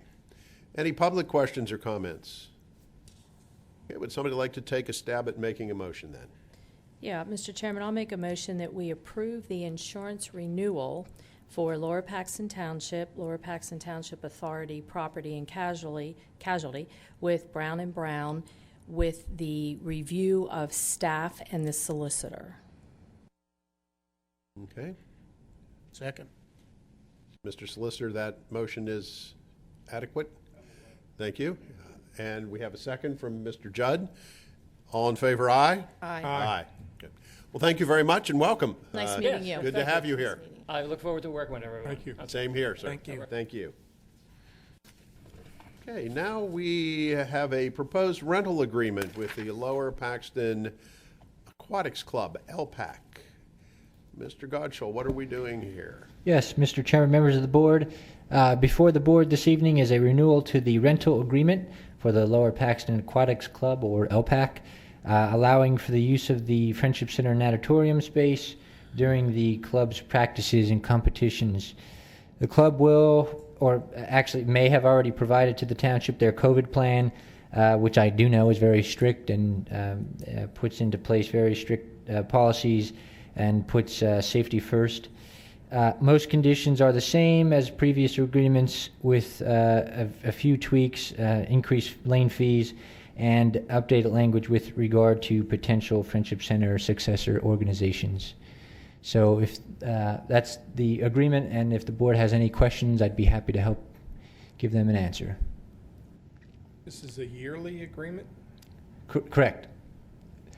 Yes, this is an ongoing agreement LPAC has with the township, just like I said, with a few tweaks to address the ongoing why discussion. I see they didn't sign it. Oh, they actually have. That was just a scan of the the document, Okay. but they Just have wanna make signed it. sure. Yes, Okay. yes. And you will be signed. The board will be signing the signed, executed version. That was a Gary Chrisman question. Very good. I learned something from Gary. You learned something from him. And when will they be starting, Brad? Believe the start date is slated for September 19th? 28th, September 28th. Okay. Yeah, because it says the agreement entered into this, and it says day of August 2020. Correct. Yeah, this is actually just the document, but the document you will be executing actually has the dates filled in and Okay. is signed. Okay. Yeah. Just making sure. Will this have any conflict with the potential agreement with the Y, assuming that comes to be? It does not. I ran it by the Y, and they were okay with it. In addition to the extra language we added that addresses that concern. Good. Thank you. That's Article 19 then, if anybody wants to look at that. Any questions from this end of the spectrum? The left and the far left? That's not a good. Okay. See you down there. Yeah. We with all the social distancing, we almost are in different area codes. So, seeing no additional questions, any public question or comment? Is there then a motion? Mr. Chairman, I move that we approve the action on a rental agreement with the Lower Paxton Aquatics Club as presented by Mr. Gottschall. So moved. Is there a second? Second. Moved and seconded. All in favor, aye? Aye. Brings us to item C. We need to take action on change order number 1 with Hostler Enterprises for the Friendship Center HVAC RTU Phase 2 replacement project. This being the HVAC units on the roof of the Friendship Center. Yes, sir. And what are we proposing here? They want more money. Yeah, change order number 1 to the rooftop unit improvement project. is with Hostler Enterprise, and it modifies the original contract due to the discovery of standalone hot water coils related to the energy recovery units. While the project includes the removal and replacement of the energy recovery units, it did not contemplate the same for the hot water coils. They were discovered upon actual project implementation. The change order includes the additional increase and increases the contract by $3,647, bringing the total contract price to $418,597. And the change order has been reviewed by staff and engineer and is recommended by Brad, same. were they installed? They may have. Yes. The So it's physical all, work has it's been totally installed. finished, all the HVAC? Correct. Everything's done. Okay. So we're not going to have more of these. Okay. Okay. All right. With that, is there a motion? Nobody wants to spend more money. Go ahead. I'll make a motion that we take action on change order number 1 with Hostler Enterprise for the Friendship Center HVAC RTU Phase 2. Am I in the right one? Yeah. Phase 2 replacement project. The increase would be $3,647. So moved. Is there a second? Second. Moved and seconded. All in favor, aye? Aye. Aye. Aye.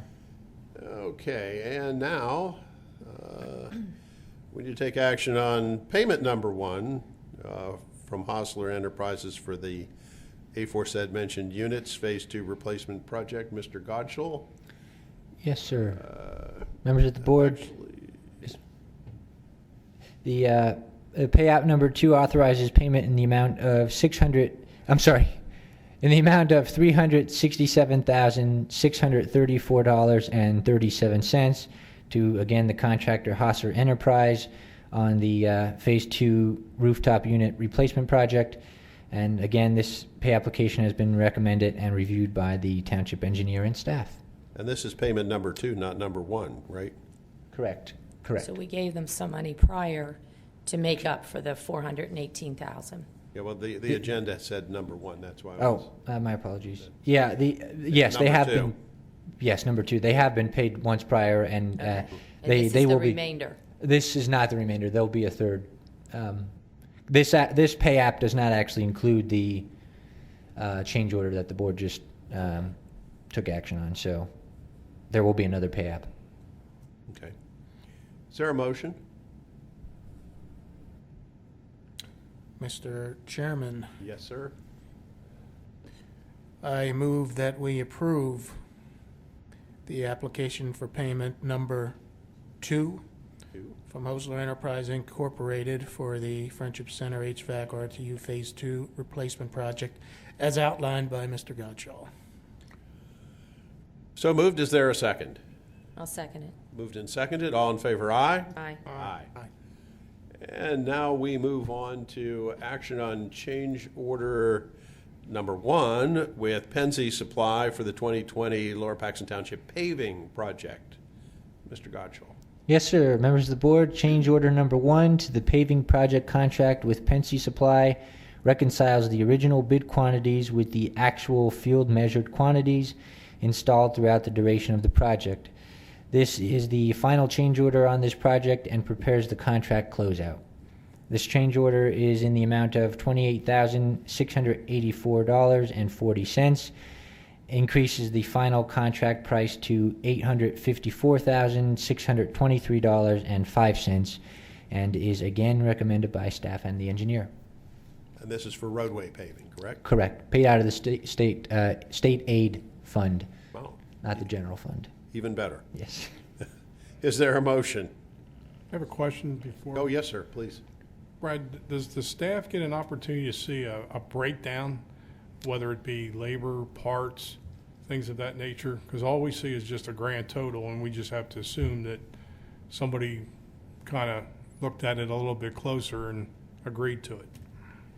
Sure, yes. I believe there may be a breakdown on, if you scroll down, Mr. Chairman, is there a breakdown on your copy? We do receive a breakdown. Yeah. Would this be There it? you go. That's it. that makes up the total change order. Yeah, it's Gotcha. in our packet. And mine went off. Oh, no. Yeah, For we the Yeah, third so did time. mine a while ago. we do get it. Yeah, it first goes through HRG. They review it, and also staff reviews it as well. So it's doubly reviewed. Thank you. Sure. Any other questions? Okay, hearing no additional questions, would there be a motion? Mr. Chairman, I move that we approve action on change order number 1 with Pensy Supply for the 2020 Lower Paxton Township paving project as presented by Mr. Gottschall. So moved. Do we have a second? Second. Moved and seconded. All in favor, aye. Aye. Taking us now to item F, and this would be application for payment number 3. What happened to 2? So then we That skip was- a- Yeah, pay number 2 was taken care of at a previous meeting. No, we already did that. Correct, Okay. yes. We're a little out of, numbers appear to be a bit of a problem this evening. Okay, so we need to take action on application for payment number 3 to Pensy Supply for the 2020 Lower Paxton Township paving project.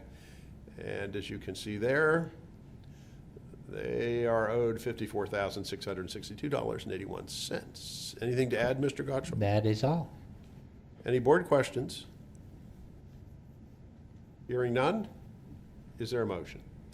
Mr. Chairman, I make a motion that we approve the application for payment number 3 to Pensy Supply for the 2020 Lower Paxton Township paving project in the amount of $54,662.81. There's a motion on the floor. Is there a second? Second. Moved and seconded. All in favor signify by saying aye. Aye. Aye. Okay, now we need to take action on a lease purchase agreement with Hewlett Packard Financial Services for the leasing of laptops for police department vehicles. So, Mr. Godshall. Yes, Mr. Chairman, members of the board. The lease purchase agreement included in the board's packet this evening allows for the lease of 11 heavy-duty Panasonic laptops and associated accessories for various police department vehicles. This CoStar's contract is in the total amount of $54,457.48 over the period of 5 years, bringing the amount to $11,541.17 annually through the lease payments. And that has been included in 2020's budget for the police department and is also included in the 2021 draft budget, although the board didn't receive that yet, which is to be presented to the board on the 6th of October. The agreement has been reviewed by Mr. Solicitor and is also recommended by township staff. Brad, had we leased them before? Is this the first time? We have not leased them before. This will be the first time. Okay. Any other questions? Hearing none, is there a motion? Mr. Chairman, I move that we approve action on a lease purchase agreement with Hewlett Packard Financial Services for the leasing of 11 heavy-duty Panasonic laptops for police department vehicles, as presented by Mr. Gottschall. So moved. Do we have a second? I'll second it. Moved and seconded. All in favor signify by saying aye. Aye. Aye. Thank you. Item H, we need to appoint Paul W. Navarro to the vacancy on the Lower Paxton Township Authority Board. That vacancy, due to the resignation of Mr. Chrisman, I would actually like to make the motion. No, I'll let somebody else do that. Mr. Chairman, Yes, sir. I proudly move that we appoint Paul William Navarro to the vacancy on the Lower Paxton Township Authority Board. So moved. Is there a second? Second. Moved and seconded. A motion and seconded motion cannot be declined by the appointee. So all in favor signify by saying aye. Aye. Congratulations, Mr. Navarro, and my undying gratitude to you for taking that seat. Thanks for volunteering. Yeah. Okay, and with that, let us go now to subdivision and land development plans. We need to take action on a preliminary and final land development plan for a storage building for the Dauphin County Technical School. And do we have anybody here to speak to this? We do, yes. The representative of the applicant is here, I believe. Thanks for your endurance.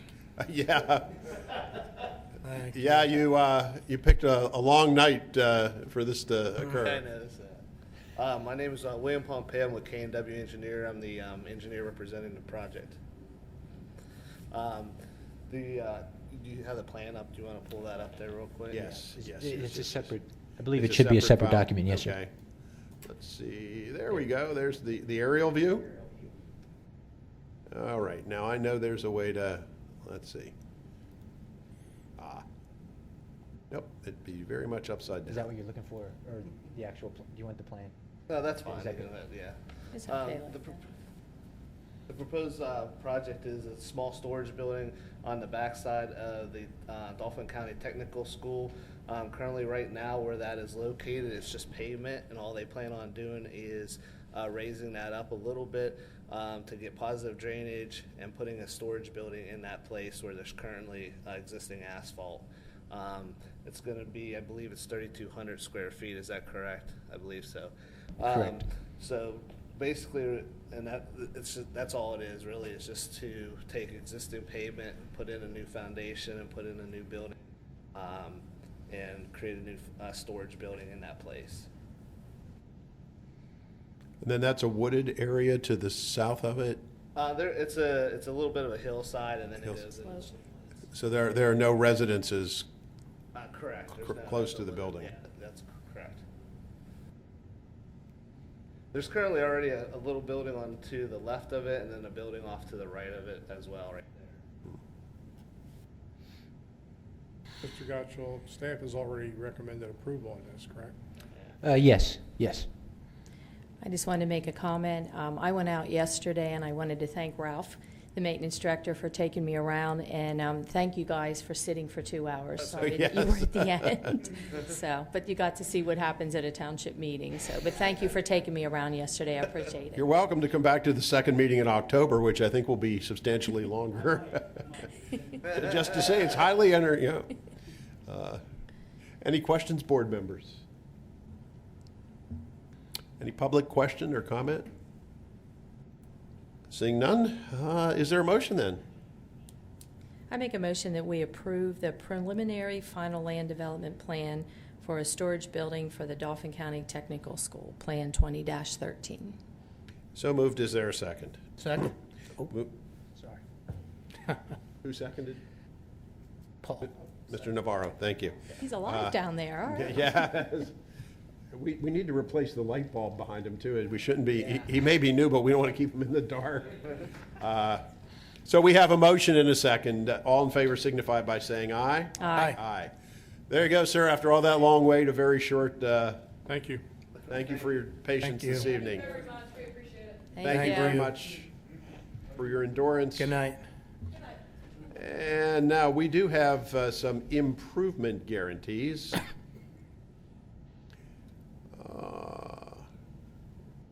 1, 2, 3, 4, 5, 6, 7, 8, 9 of them. I think there's 9, right? Yeah. Mhm. I think we had to recur some from last week, is that? Mhm. Oh, yes. Yeah, Yes, we we did. did. We failed did. to, We did. the chairman was asleep and failed to take a vote. So, we will vote tonight, however. We won't make that mistake twice. Any questions about the improvement guarantees? Okay, with that, is there a motion? Mr. Chairman, I'll make a motion that we approve the improvement guarantees. There are 9 of them. So moved. Is there a second? Second. Moved and seconded. All in favor, aye? Aye. Aye. Okay, we voted on it tonight, so we're in good shape. That now takes us to payment of bills for Lower Paxton Township and the Lower Paxton Township Authority. Mr. Treasurer. Mr. Chairman, I approve. All right, done. I move that we approve the payment of bills for Lower Paxton Township and Lower Paxton Township Authority. So moved. Is there a second? Second. Moved and seconded. All in favor, aye? Aye. Aye. Anybody have any further announcements for the good of the order? Our next board meeting, we have a little bit of a recess here. We'll be actually 3 weeks away, I guess. Tuesday, October 6, 2020 at 7 p.m. will be a business meeting right here in this room. Seeing no further business, is there a motion to adjourn? So moved. So moved. Is there a second? Second. Moved and seconded. All in favor, aye? Aye. Meeting adjourned. All right, you woke me up.